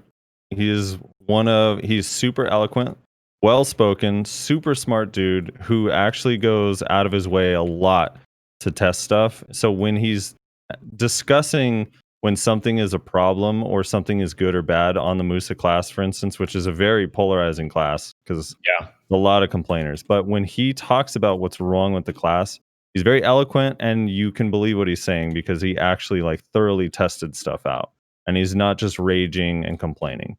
And he also is like has a little bit more of a positive mindset about it, where it's like, look, you can still beat people if you're better, but here are the issues that I hope get fixed. I like talking to him a lot. He might have been my favorite guest ever.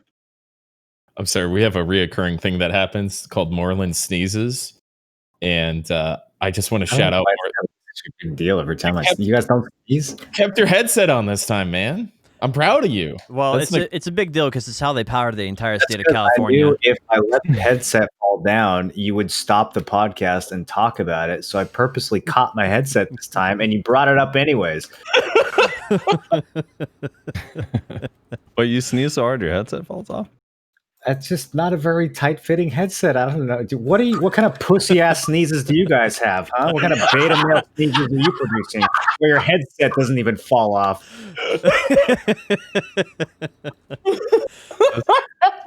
You gotta be careful. You're gonna break your monitor. It's gonna fly into your monitor.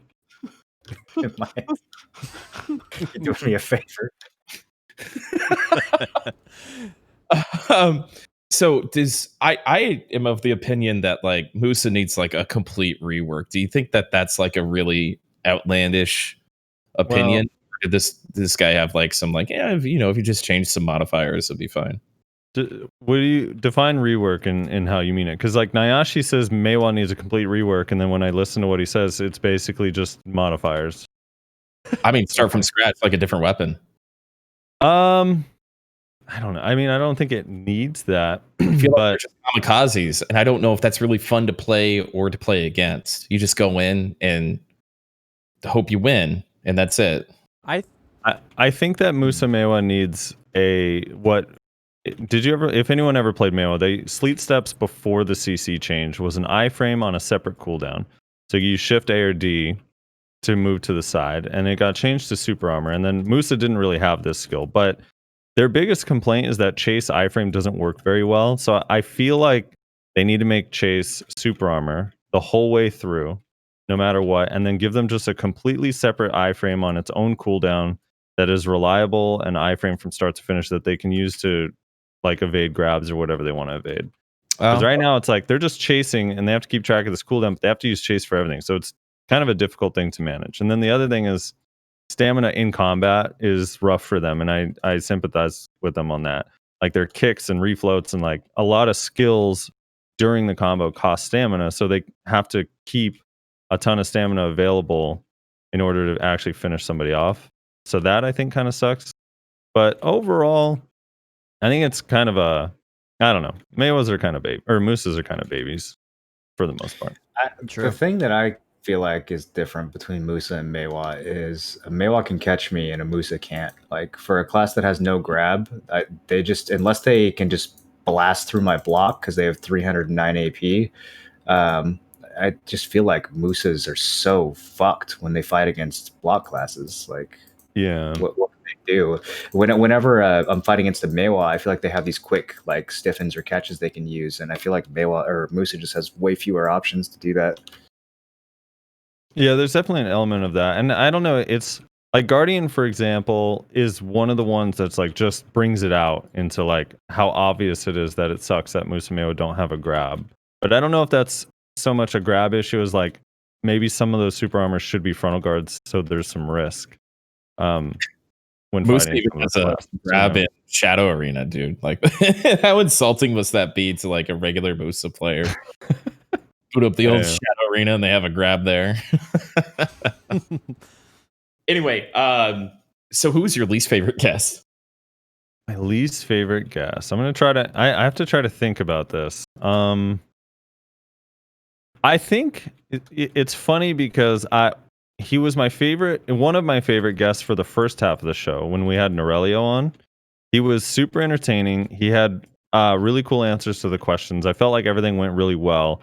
And then when we actually talked about the game and not Norelio, he AFK'd and took a shower. So that made me feel like he was my least favorite guest of all time. Because like it was right when Hashashin was coming out. So we started talking about Hashashin. He's like, and he literally just was like, I passed it. I'm like, so what do you think on whatever this? And then he just doesn't say anything. He's just gone. And then like 20 minutes later, he comes back, sorry guys, I had to take a shower. And I was like, all right, you're my least favorite guest from now on. And that's it. Wow. But up until that point, he was awesome. I have to up my game. I thought I was already on top of this troll game, but this is he's on a whole nother level. Taking showers in the middle of the podcast, bro. He got us, dude. Pretty good with that. I feel bad when I have to pee. I do too. I just say it now. Like it used to be like I typed a res like, hey, take over, man. It's like a domination. But now tactic. I'm like, all right, I gotta pee. I'll be right back. I have a little Black Spirit plushie that they sent me that I cut because I didn't get a Tep Black Star, so I just throw that over and go pee into that guy. Yeah, it just soaks it all up. Yeah, I remember when you cut that. Does it smell good? I feel like it can't possibly smell good anymore. You don't have to make it weird. We could just have a podcast. When pee smells, that's not weird, dude. You have to accept that it smells, especially when it just ferments. Okay. Into a plush doll. I feel like there's been some miscommunication here.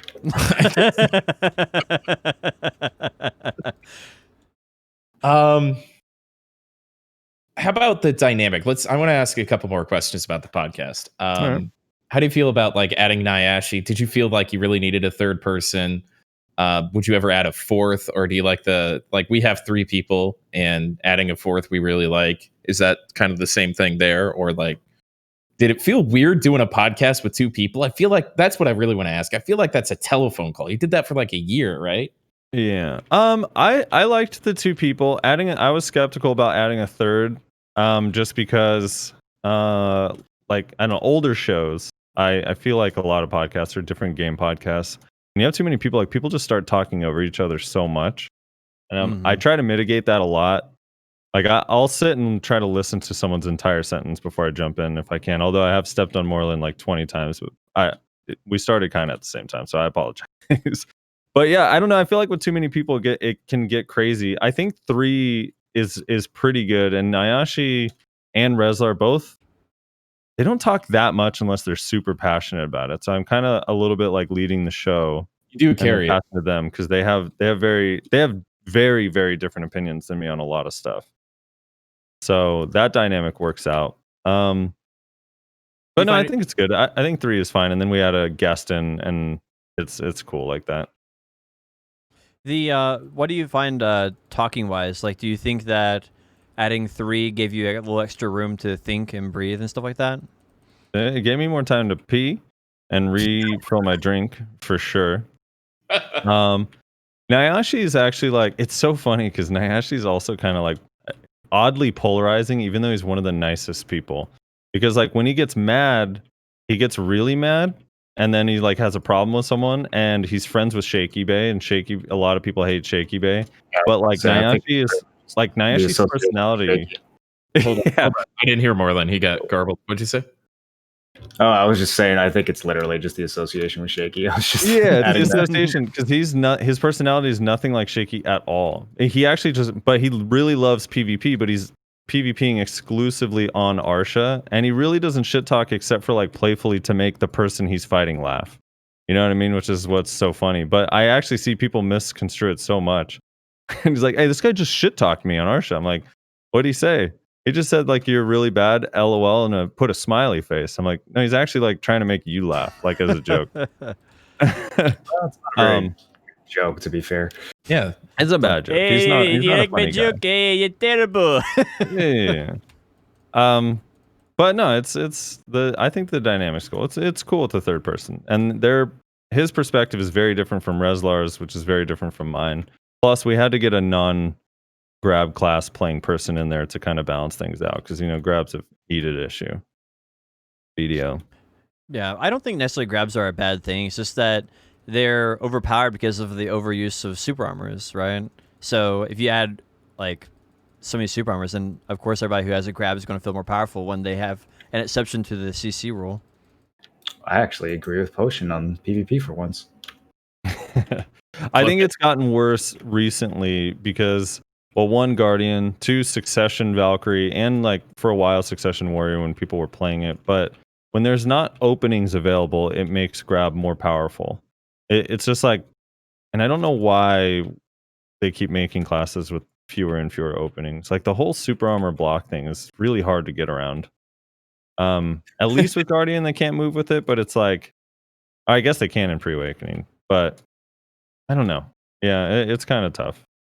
Well, I think that's just because underlining they want to make money, obviously, and I think that it's just a cop out to be able to say, "Hey, well, let's add a few more super armors, and then it'll be guaranteed to be better, and then we'll make more money." And I think that's just probably the simple logic they use with it, rather than like Hashashin has openings. Like you don't need a grab to beat a Hashashin.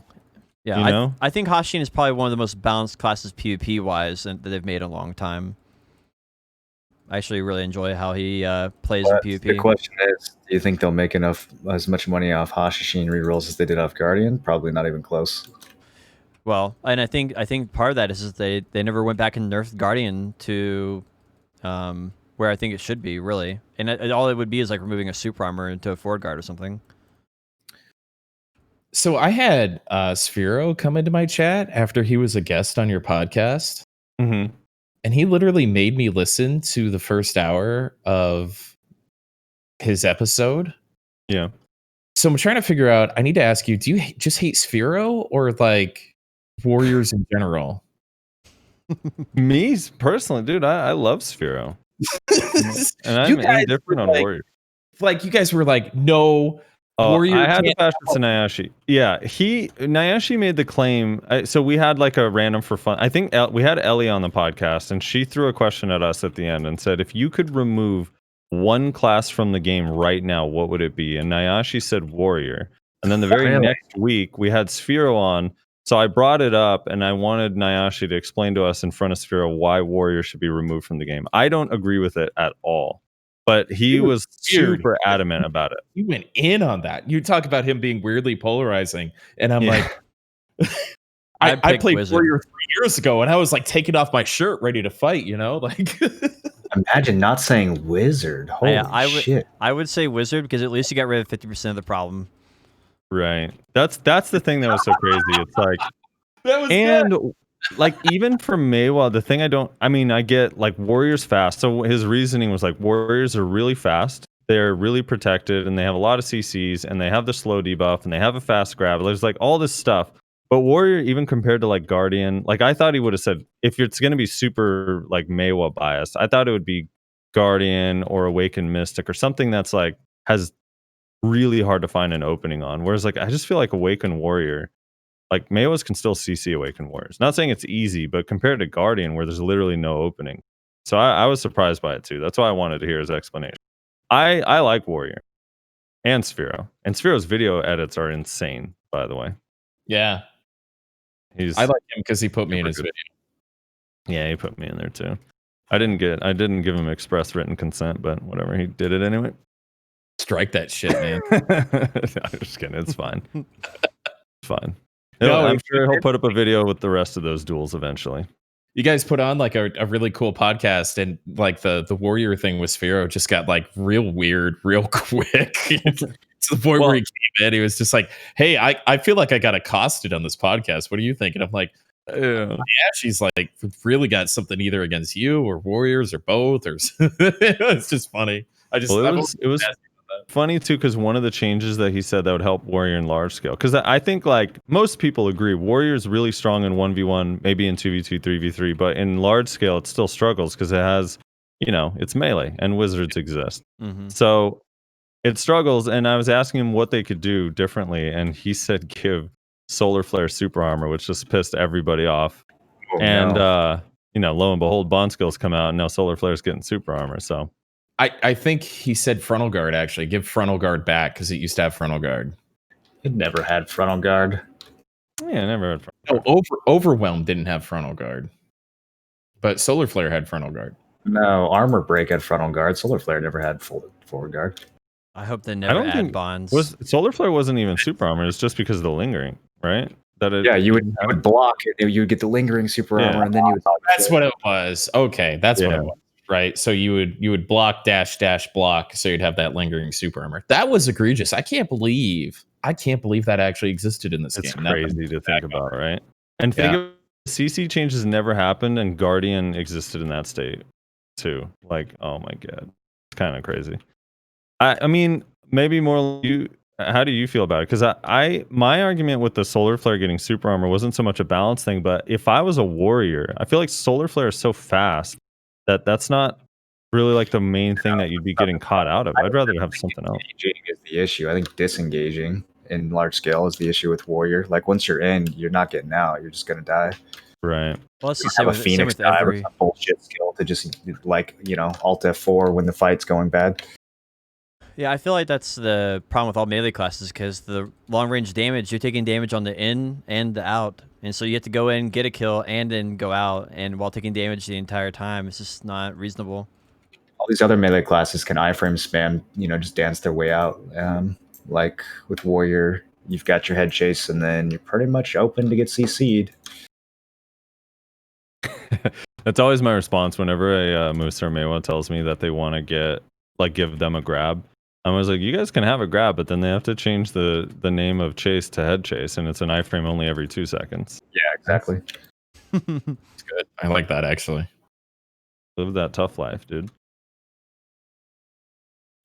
I think that's all the questions or like fandom I really had to bring up. You started your stream not too long ago, right? You're relatively new to like actually streaming pretty regularly. Yeah, I'm a COVID streamer. You're a COVID streamer. You got a kickoff from you made a video about 1v1ing choice, right? Rezler made that video, which he did a very good job on that, because he did the split view where you'd see one view but hear the other person talking and go back and forth. It was actually really cool. Yeah, 1v1 choice just randomly for about 35 minutes. But you know what I find really funny, because we fought, there were 9 total deaths. And the outcome was I won 5-4. But everyone that saw the video is like, hey, man, I saw you lose to choice. And I'm like, what are you talking about, dude? It was 5-4. But the fights were like so long and drawn out, you lost track, because it was literally 30 minutes of fighting, but only 9 total deaths. just because we couldn't kill each other. We couldn't kill each other.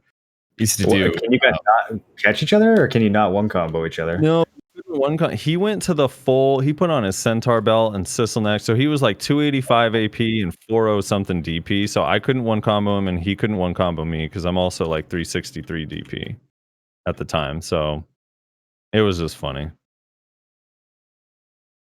I think Rez made it to highlight how busted Kuno is. I'm pretty sure that was his actual motive, but it helped. Kuno used to be in a really good state. I don't know if it's like when I used to see a Kuno, I'd be like, I don't want to fuck with that, especially like when Succession first came out. Awakening or Succession? I play Succession. The Awakening kit is not in a good state, in my opinion. It's just the movement just doesn't really like you can't. It's hard to get around. Ghost Step's really your only protected movement, so it takes a lot of skill to do movement in Succession Kuno well. That's not easy. Yeah, it's like decision making. And Suck Kuno is still really powerful. It's just I think it's a little bit watered down right now because in large scale it's so much Whiz Witch and like just the random edge of Frigid Fog or Voltaic Pulse like just ends you as a Kuno. You get CC'd by everything if you're getting hit by that stuff. Yeah. So, but in 1v1 it's still super powerful. Like arguably one of the best, but definitely top 3 at the very least.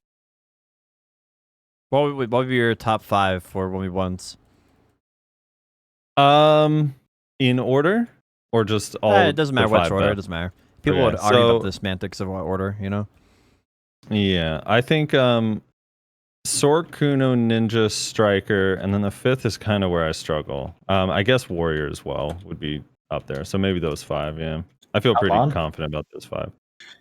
I do think Lon is very good, but I still think all 5 of those classes, like if the best player ever were to play on each, would still win against the Lon on average.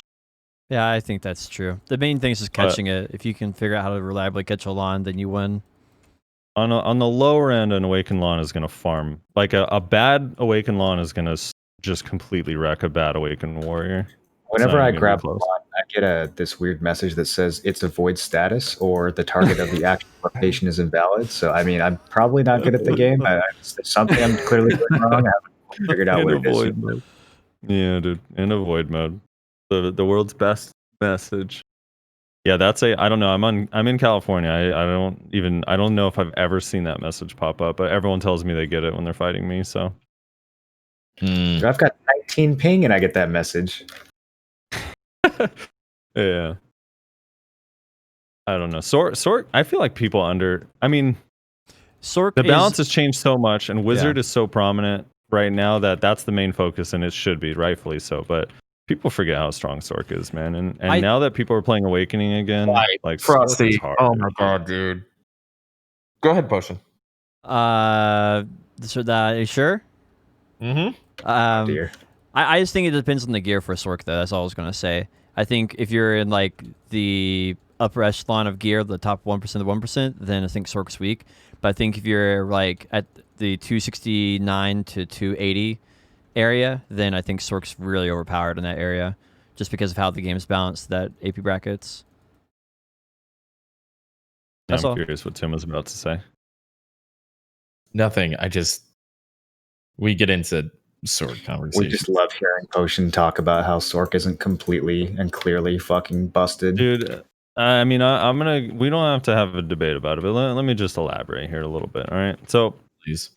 Sork can basically avoid everything. A good Sork can avoid everything, and you can choose whether you want to mitigate damage with an iframe or a frontal guard, which is incredibly nice. Anyone who uses frontal guards and has quick ones that you can get in and out of knows how powerful that is. Like a ninja, for example, it makes the fight, like compare a Suck Ninja to an Awakened Ninja.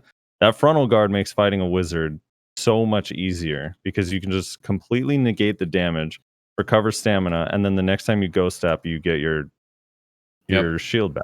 So same thing on Sork, but they're super elusive.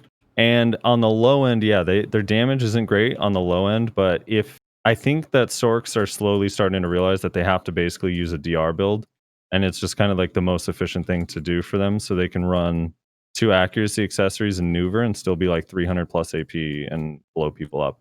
And now their new combo, which we call the Boomer combo, you CC someone, you follow up with Grim Reaper's Judgment, and then you go Karshin's Nightmare. And because the new skill add-ons, you don't even have to use Absolute Darkness anymore because you can put the buffs on Karshin's Nightmare. And it absolutely deletes people. So there's you're explaining way too much to the people out here. All right, I've been telling them I've been doing this DR build for PvE for a long time now, and you're telling people the truth now. All right. Yeah, no, DR build is the way to go. He's talking about players. Talking about Augment. I think DR is also good lore wise. You know what I mean on Sorg. We had discussion about dying in Augment. It was really people are dying in Augment still. Potion Shop is. That's why he's got DR crystals instead of fucking. Oh my god, I can't even get into it again. Oh god. So people at 300 DP they struggle in Aukman, right, because of the long CC combos. And so my general advice for those people is just to put in red fang crystals, right? Instead of that's 60 mil versus getting a gear upgrade. So that's my general advice was use your skills. Yeah. I like that. That's good advice. I don't know. I guess like that for newer player, yeah. If you're like dying in Aukman, but basically if you're 300 DP, you really shouldn't be dying in Aukman. And for sure, if you're Tet, you should be running a DR build, but not necessarily your crystal setup. Like if you have Hooms and just like Tet bags, Tet Uragon, Gaiath, and Tree or Red Nose, you should be fine. DR fucking crystals. Our dynamic here is we're always about 2 inches away from breaking out to a fist fight, never talking to each other again. Yeah, but at the high end, the DR build benefits Sork so much because like it's very difficult to catch a Sork. So you don't really need to be super tanky unless you're not super good at the game. I don't think the evasion benefits them very much. Is it a DR build or is it just a glass cannon build? I mean, it's not really the DR that's here. It's the Begs and the Nuva, right? Yeah, it's technically a glass cannon build, but the thing is like once you have, especially now with like the way Fallen God's happening, like once you're 360 DP, like as long as you can take a couple hits, like you're fine. You're probably going to die in one combo. That's okay because you're Sork and you're probably not going to get caught. It's just like when you're using Karshin's Nightmare or Grim Reaper's Judgment or skills like that where you're trying to like trade, you just don't want to die. So DR is enough to prevent you from dying standing up as long as you actually have good like high DP. But enabling a Sork to have high accuracy and high AP just completely changes how they can play and makes them way more scary. I would like to transition into other games, if we could, by starting with asking Frosty what other games you are currently playing and or excited about. All right, so I am excited about Cyberpunk 2077. A little bit. I'm not like as hyped as like the diehard fans, but I'm excited about that game. As far as like MMOs, I'm actually excited for Elion. I think Elion will be fun. I loved playing Terra back in the day, and it's kind of a Terra duplicate. And let's see, Lost Ark. I guess if Amazon actually publishes that next year, that might be kind of fun. And then Blue Protocol, even though there's no PvP, still looks kind of fun. And then games I play, I really don't play that much, but I recently started trying to play League of Legends. I'm a silver player. Oh my god. You're going to get trapped. It's more just friend bonding. All my friends play it, so I was playing with them. For that game? That's not how that ends. Well, that's not how it ends. No, it's become like, it's actually created some of the most vicious, like, heated fights I've ever been a part of with my friend group. So yeah, it actually has like no memes. Like we've gotten into some crazy fights because of it, but it is still super fun. Like when we do 5v5 in-house and everyone says this is just for fun and then everyone's pissed at each other at the end of it. Yep, that sounds about right. Right. And then I played some Phasmophobia. That's all right. I don't know if I could be anxious for that long though. I could play like one game a week. And then Red Dead Redemption a little bit and Grand Theft Auto. Yeah, it's the usual. And I'm still holding out hope. I'm the last one, but I'm still holding out hope that this Anthem rework is going to be fire, dude. What? Dude, it's coming, man. I think they're going to do an okay job with it. Yeah. They just announced something recently talking about how Anthem, like they completely changed Anthem's loot and like itemization and stuff. And they said they're going to completely redesign it from the ground up. And it's going to take a little over a year. And they're not even releasing new content for it because the initial game was so bad, but the idea of it was so cool, dude. Just flying around and shooting shit in this big open world looked so fun. Okay, so how come people are allowed to be hyped for the Anthem rework, but everyone laughs at me when I'm hyped for Bless Unleashed? All right, that game's shit. Okay. All right, that's completely different. In fairness, this is going to be Anthem's second release. Blessed Unleashed was their 11th. True. No, it's their. What do you mean? It has come out so many times. No, it's come out in different regions. This is only the second game. The first game came out in a bunch of regions, but that's not like multiple releases. That's like saying BDO has come out 11 times. No. Well, it failed in all of the regions is the problem. Yeah, it's also so true. did Anthem. But what is the difference in Bless Unleashed? It's a completely new game. I thought it was just an Xbox game, isn't it? Yeah, it's coming to PC like in a few months. They have a beta next week. I mean, I'll be happy to hear your stories of it, but I'm too scarred from the franchise I think IP. it's a huge mistake to call it Blessed. They should have just called it something else and pretended like they had no association. Oh, it just happens to be like Bless, huh? I'm not kidding. That game that's similar. Like I think they could have gotten away with. Like it's not like anyone played Blessed long enough to notice that it's the same IP. True. That game is the only game I have ever refunded on Steam in the history of me playing games. Nope, that's not true. I also refunded Dragon Ball Z Kakarot. That game was awful. Yeah. I haven't played any of the Blesses, and I really respect Moreland's opinion on games. We've played a lot of the same games and like a lot of the same ones. Honestly, anybody who played Darkfall for a spell, I'm probably going to play whatever game you think is good. So if he likes Bless Unleashed, it's coming to PC for a beta. I'm going to give it a spin. I skipped all the other Bless shit. Pilioka actually liked Bless Unleashed. So I've got a couple friends that I respect that liked it. Is Blessed Unleashed going to be a game that people play for a while, or just like a month or two and then they're we done? talk about this every week, Potion. He goes, "Is it still tab target?" That's the question. No, it's not tab target. It's action combat, but it's that's it'll be a side game. It'll be a side game. You'll go super hard for a month, and then you'll probably kind of get bored and wait for like the next expansion or the next dungeon or whatever. Did you play the Xbox version, or did that one ever come out? Yeah, I played it on Xbox. That's why I think it's a good game. And in fairness, Moreland, to your point, most people are not excited about Anthem. 95% of the population says the game's trash, it's never going to be good, and fuck BioWare forever. So that's pretty much what people say. I'm the last holdout. Yeah, I am to Anthem what you are to Blast, basically. Yeah, I would say that, yeah. I'm sure Potion Shop has some weird game he simps. I simp Star Wars Galaxies. Destiny 2 is the game I simp. Everyone likes Destiny 2, though, at least for a while. Dude, I know everyone hates Blizzard, but I cannot wait for Diablo 4, dude. I'm a Diablo 4 fanboy forever. Honestly, I like their quarterly update system they do. It's pretty nice. Diablo, the Diablo 3 is fine, like coming out with the different seasons and what they've done with it. It's been years, but I think the reason why they're coming out with Diablo 4 is the reason that they're going to fail. Like everybody just goes, it's this game's turn. Let's go. It's time for an update. Now they're going, right. They tried that one year. They're like, hey, here's a Diablo on your phone.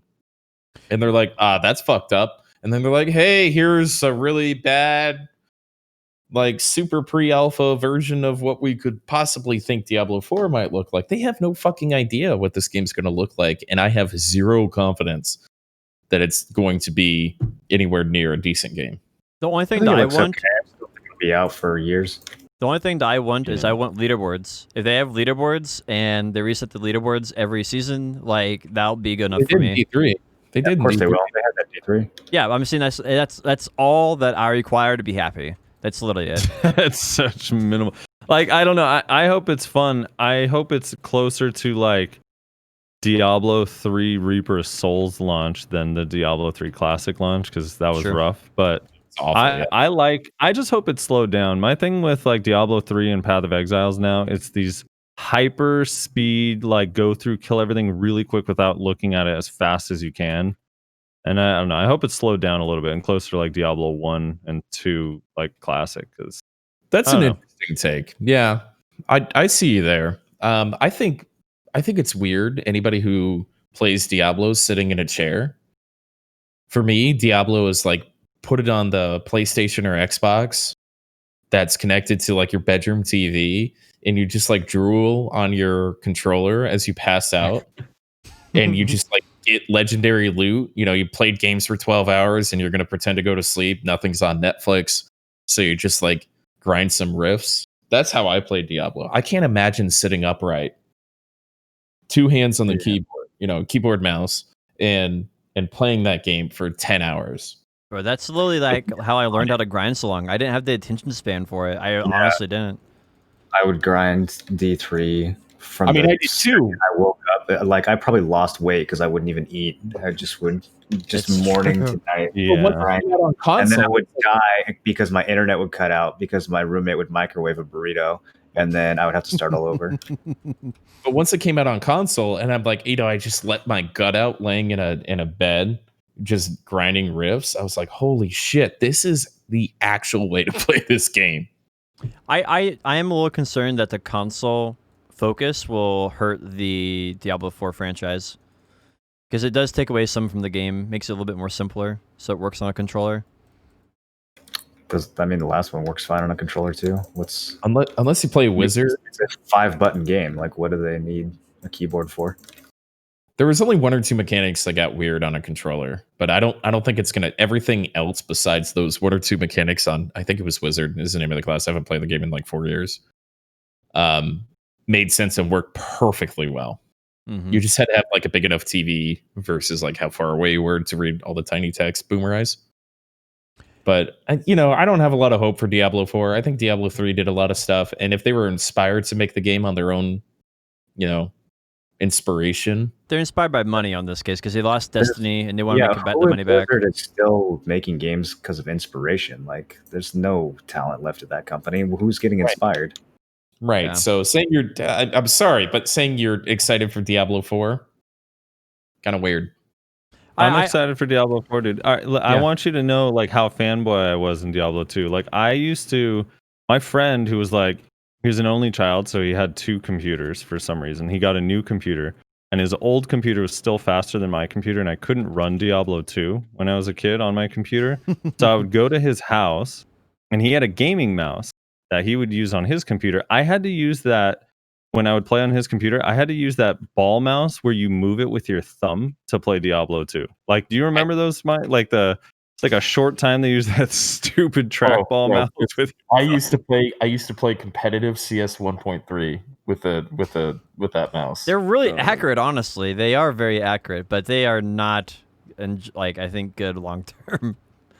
Dude, I was obsessed with Diablo 2, and I still enjoy the lore and the cinematics. Like, that Diablo 4 cinematic trailer got me so hyped.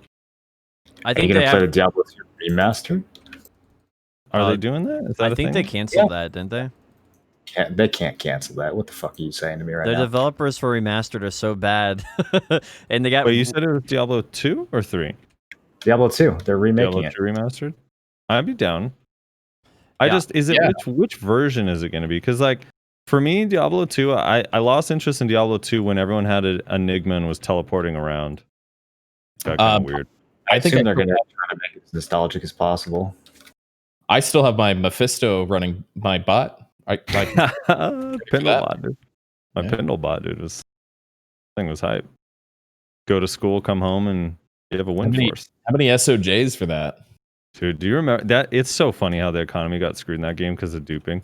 It was like, it used to be if you had a Stone of Jordan, you could trade 1 Stone of Jordan for basically any item in the game, and then like duping started happening, and it was like, all right, I want a win force. Okay, that'll be 45 SOJs. Yep. It's like, what? Do you think they're going to go back to that and remove like gold or silver or whatever? So you have to actually trade items for items again? The problem is people are too sophisticated at exploiting and cheating shit. So like trading always ends up being like a bad thing nowadays.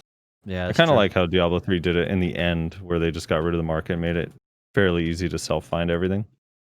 We should do that in BDO. I like it that in Diablo 3 you can actually, if you like get an item that your buddy needs, you can drop it on the ground whilst they're in your party when you got it. I think that's a really, really good compromise. Dude, that was the other thing. My friend had the fastest computer, and I don't know if you remember this, Tim, from Diablo 2, but like if you had a bad computer, when a boss would die, there was just a huge lag spike for like 3 seconds. So he would literally get all of the loot every time. And he was such a selfish asshole. He wouldn't even if it was something he already had, he wouldn't let me have it. He would just trade it. I'm like, dude, I hate playing with you so much. Yeah, it was like first come, first serve on loot in that game. So if you had a better computer, you got the loot. The Destiny 2 update, Beyond Light, which is going to be basically, for all intents and purposes, Destiny 3, comes out November 10th, I think it's the date. Looking forward to playing that. I'm looking forward to watching you play that, man. Yeah, I plan on streaming at least the first day of it. We'll see after that. What you're saying, it's kind of a Destiny 3, or is it actually called Destiny 3? It's, for all intents and purposes, it's Destiny 3. It's Destiny 3 with keeping the name Destiny 2. That's basically the way to think about it. They're removing old content. They're releasing new content. They're reworking class systems. Like, if you put a Destiny 3 title on it, you would believe it. That's how much. Why do you think they don't just make Destiny 3? Because they want to be seen as like a long-term service game rather than a game that comes out with new updates all the time. And I think on top of that, I think when you put Destiny 3 title on something, people have really big expectations. And I don't think with their current finances that they can meet those expectations. So I think you said Destiny's no longer a part of Blizzard? Yeah, they're completely separate now. Launcher? Oh, okay. Yeah. A lot of people are concerned because it's on Steam now, and Steam doesn't have as good anti-cheat, so people are worried that there's going to be a lot more hackers in it now. This might be more niche news, but StarCraft 2, which I'm a big fan of that too. I still watch pro StarCraft matches. StarCraft 2 is no longer developing any new content. Yeah, it's that's a balance official patches for the esports scene, and that's it. Yeah, I'm really sad about that. I honestly enjoyed the map creator in that a lot. Played with it. I probably put like close to 500 hours making maps and stuff. I never got into the competitive side of things, but I understand. I hope this means that they're going to be doing a new franchise for Warcraft. But, or I mean StarCraft. Like a new RTS, or what do you mean? Well, I don't know, like a new RTS, or like maybe they're going to do a Warcraft RTS, and then they'll do a like a shooter maybe as well. I don't know. Warcraft 4 POG? That'd be interesting. I think they could do it. No, they can't. Not this They're Blizzard. not going to do it. Yeah, They're it's not kind of gonna weird do it. actually that Diablo 4 got announced before Warcraft 4. I actually find it a little bit offensive. actually not wrong. Yeah, it's been such a long time. I guess it's because they have the World of Warcraft franchise still chugging along. Yes, 2 decades though. I think they could scrape something together. Mm-hmm. Dude, that's my hope. I don't know why they won't just like create a new World of Warcraft from scratch with like updated combat and graphics and stuff. They tried to years ago and they scrapped it. It's called Bless Unleashed. It's called Bless. Did their hand in that, huh? Oh god. I haven't been doing much with other games. As time goes on and this new invites for New World goes out, there's like more interest in my chat and Discord and stuff like that. I'm really just excited to get back into a video game and claim that I'm the second coming of Christ in it. So I can't wait to get back in that game. But outside of that, I've been. Your next thing is, did you get a key or I don't know? I didn't get a key. I'd love to see what they did. They added like a new weapon and all the patch notes look great. I'd love to do a war or something like that, but then not telling you about it. I know Ashes of Creation is doing their next test in March, so maybe they'll try to do some competition with that by releasing one maybe early or after that. That'd be nice. So hopefully around next March we'll get another preview. That'd be good. I want to do as many fresh starts in this game as I possibly can. So I'm just. It honestly wouldn't be bad for them just to do a fresh start and say, "Hey, the servers are up for 3 months, and then we'll take them back down, and we'll release another update, and it'll be another fresh start." We have like 2 fresh starts a year, 3 fresh starts a year. I'm really kind of surprised that the entire MMO genre hasn't figured that out yet. That they need to just start releasing their games as seasons instead of as this like new expansion every 1 to 2 years model. I mean, the thing that I'm most excited for right now is the Star Wars Galaxies emulator server doing a full wipe and starting fresh. Like that's gonna be my stream for a solid fucking month when that happens. I'm about to fucking go devour this Kunark expansion from the year 2000 when that releases next week.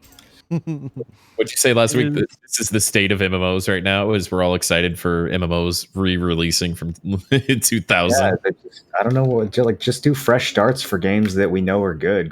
Quit trying to make shitty new ones.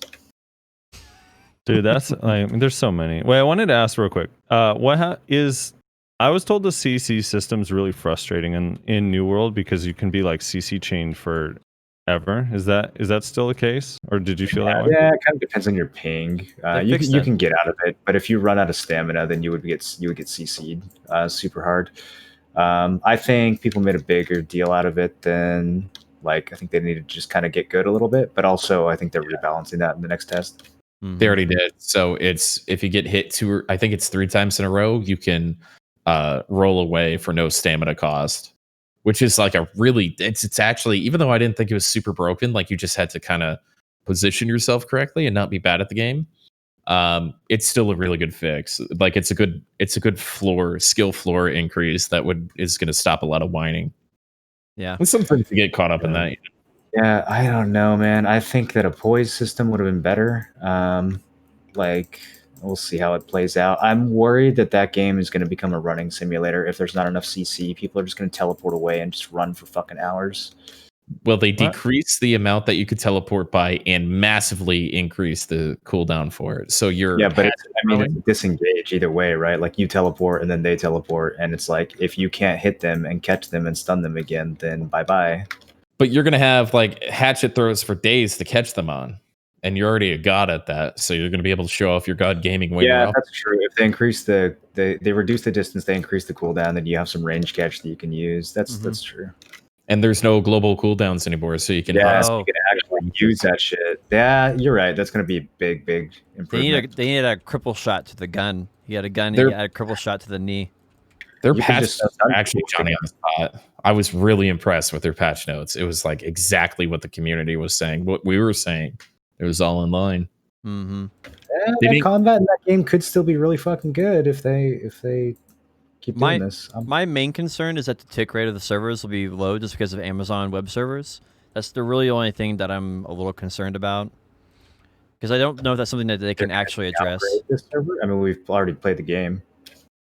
I was playing on Moreland's side of the country from Florida, so I didn't think it was terrible, but I was like, oh, there's 100 MS every once in a while. Yeah. Maybe next time we can.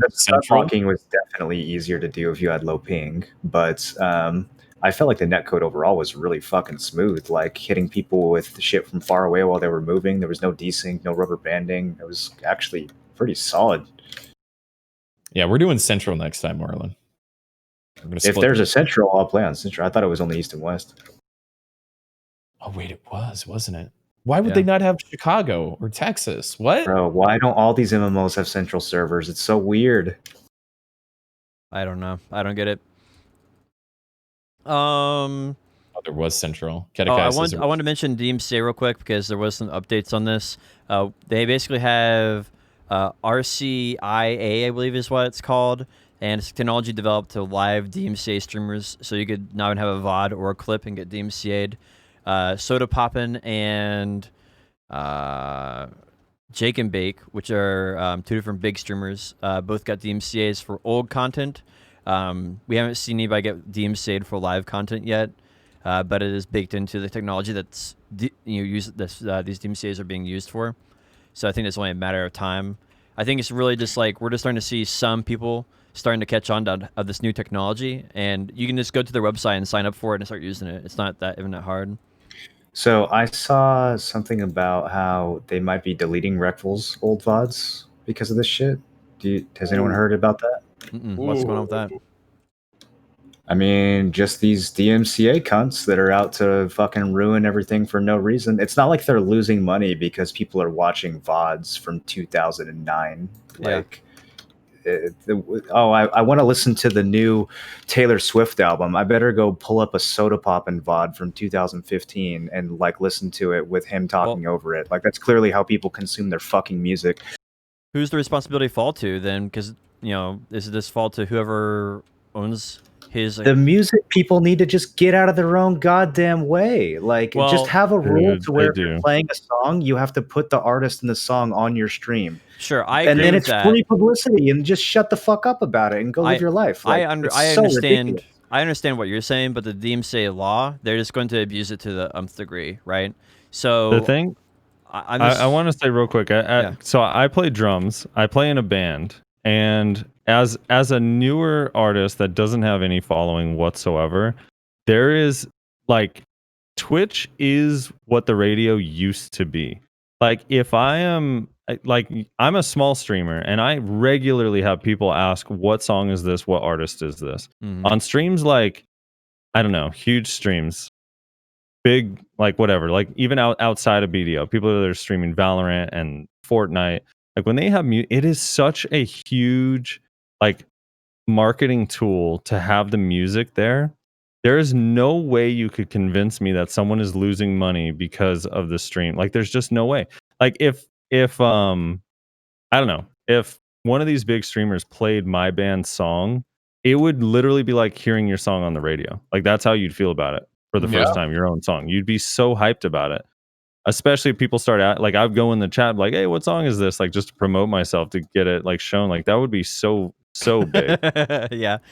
It's just like if they would just make a service, like a licensing service that you could sign up for, everyone would pay money. Like whatever Spotify pays to play what like 0.2 cents a song that they pay, streamers will pay that too. Like give me a monthly thing that's $30 or $80 or whatever it comes out to for my like hours that I stream, and allow just like fine, I'll pay you. It's your music. I get it. But like, why do you want to just go around destroying content that's not even like related to the people who are normally consuming your music? It's so silly.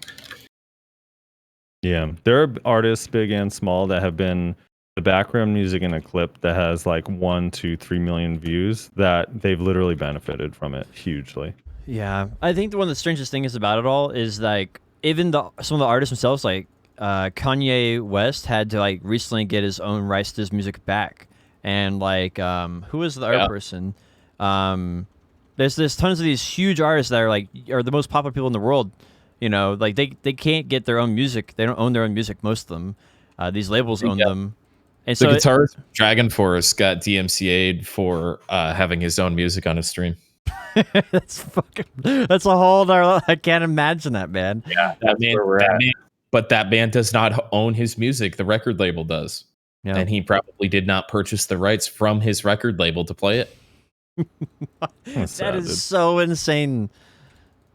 We're all going to be stuck playing this nonchalant, hard to identify house music forever, dude. None of these artists are going to get discovered. It's actually funny you bring up Dragon Force, because I have a playlist that I really like of that type of music, and the reason I don't play it on stream is because I've gotten DMCA'd for playing Dragon Force before.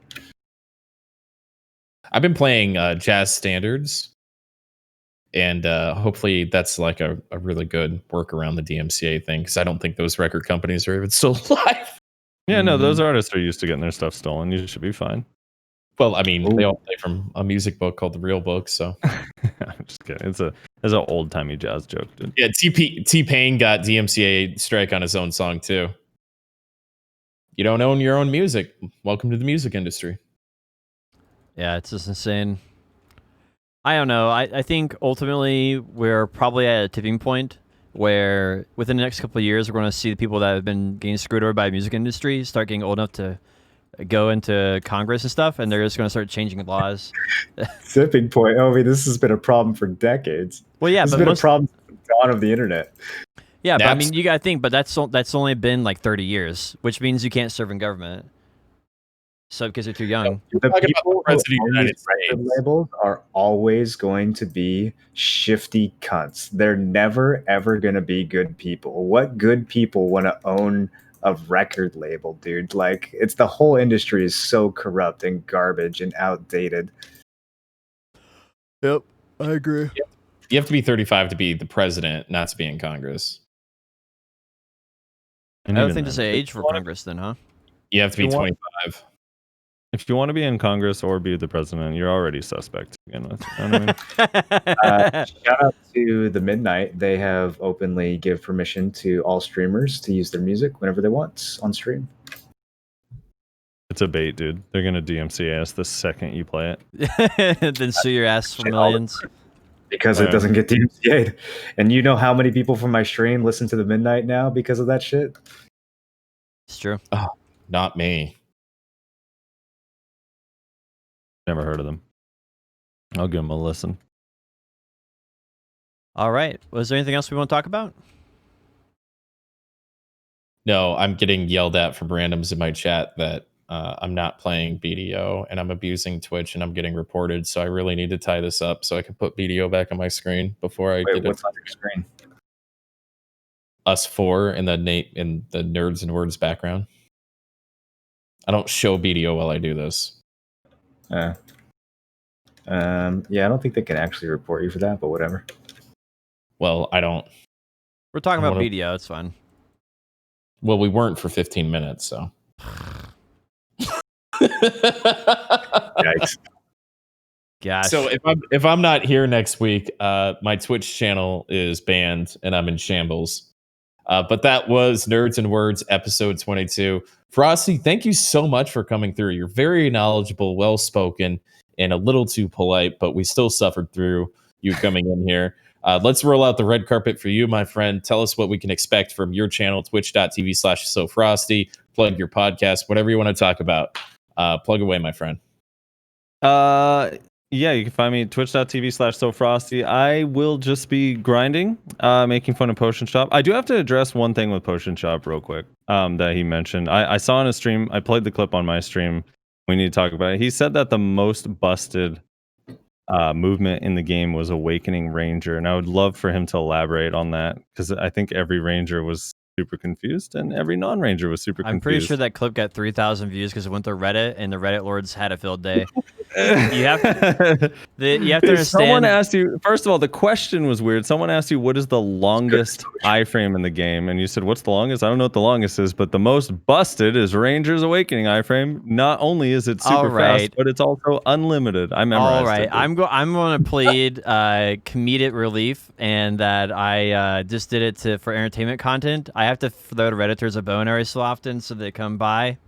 I just bait them in every so often. This little bit. He says all this stuff on purpose. He doesn't mean it. Fair. Yeah. It's funny because I feel like the number one response is always like, "Wait, doesn't he play Sork?" No. The context though of the Ranger comment was I had a Ranger that had like glitchy movement that I tried killing, and no one could tell me why it was, and so I can explain it. Yeah, if you want. I sure, but yeah, that was the reason for that comment. But I don't really I don't think Rangers are the most strong anymore. I've changed my opinion since then on that. To be honest, well, their iframe that is quote unquote unlimited is evasive explosive shot, which is like it's a bug that they removed from the game and then put back in the game because when it got removed there was outrage. But basically, when they use EES while it's off of cooldown, it's an iframe. And then when they use it a second time, it's an iframe. And then when they use it a third time, it's not. And then the second time, it's an iframe. So every other time, it's an iframe. And then when it's off of cooldown, it's an iframe. So that's what they spam to try to evade. And it feels sometimes, because the timing is weird, it's really hard to hit them when they're spamming it. Bro, I was so confused. I was like, what's going on? I don't get it. Damn. Anyway. That's all. So we'll be talking more about lore on my stream and cool stuff like that now that I've gotten into it and how dots feed into it. We got now the dots are lore. They're important because they're lore from Potion Shop. And then we have Shaky Base said that dots pierce through evasion and ninjas use really high powered dot combos for evasion. So we got a lot of good material we're gonna talk about. What? Yeah, that was the thing. I feel like you took the most really extreme examples out of the entire podcast and accumulated them into a single statement. I'm not sure if I should be impressed by that you remembered all those details or what. Yeah, it's gonna be good, dude. I'm hyped. Thank you guys so much for having me on. I appreciate it. It was a lot of fun. Yeah, stay in the Discord. Come back sometime. Will do, man. Potion sure. Shop, what do you got going on your stream this week? I'm currently getting 1,000 skill points, technically 950 on this Dark Knight. I'll be getting at least 1,000 on my Kuno because I want to play Kuno. And I got to get 1,500 on also my... What's that character?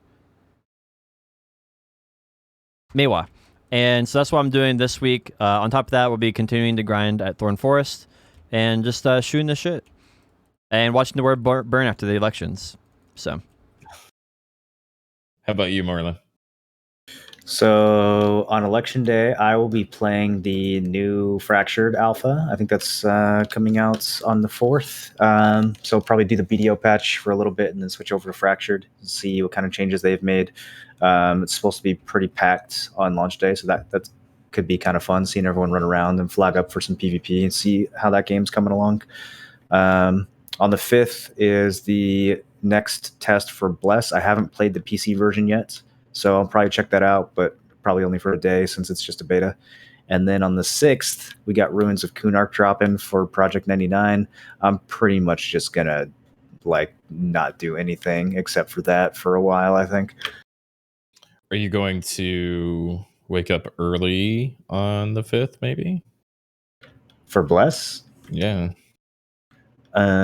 Probably not. I don't care that much. If it was the actual launch, I would, but for the beta, I'll just kind of hop on and check it out. I mainly just want to see how the UI is doing, because the first beta, the UI looked like shit. So I want to see how they're porting it over from console and if it's actually gonna work well. Fair enough. Sounds eclectic. Good week. For me, I am anxiously awaiting maybe a YouTuber or two that may be made that may bring up my name to review. And I'm going to continue grinding some RBF with Succession. And then I have... I'm going to make a Succession video. I made a Guardian, basic Guardian Awakening video for Xbox. And I'll try to make a Succession one and not be too... Try to be as knowledgeable as I possibly can about it, if I can, in the next couple days. And actually, I'm trying to put something together. The Ursha boys want to bring you, me, and Pilioka back for one more siege. What do you think about that? I'm like a kind of a gearlet on Xbox now, right? Isn't everyone going to be 188p, man? But they want me to shot call.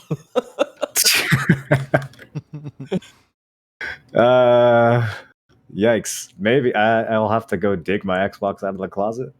Same, but it sounds like fun. But anyway, so thank you all for listening. We are on Potion Shop's YouTube and on Spotify. I'm sure you can hit a command in your favorite streamer stream. Mine's !Point Podcast. We are live on each other's Twitch's streams every Saturday at 12 p.m. Pacific and 3 p.m. Eastern. Thank you guys so very much. Frosty, thanks again for coming. Have an excellent week, and we'll catch you all next week.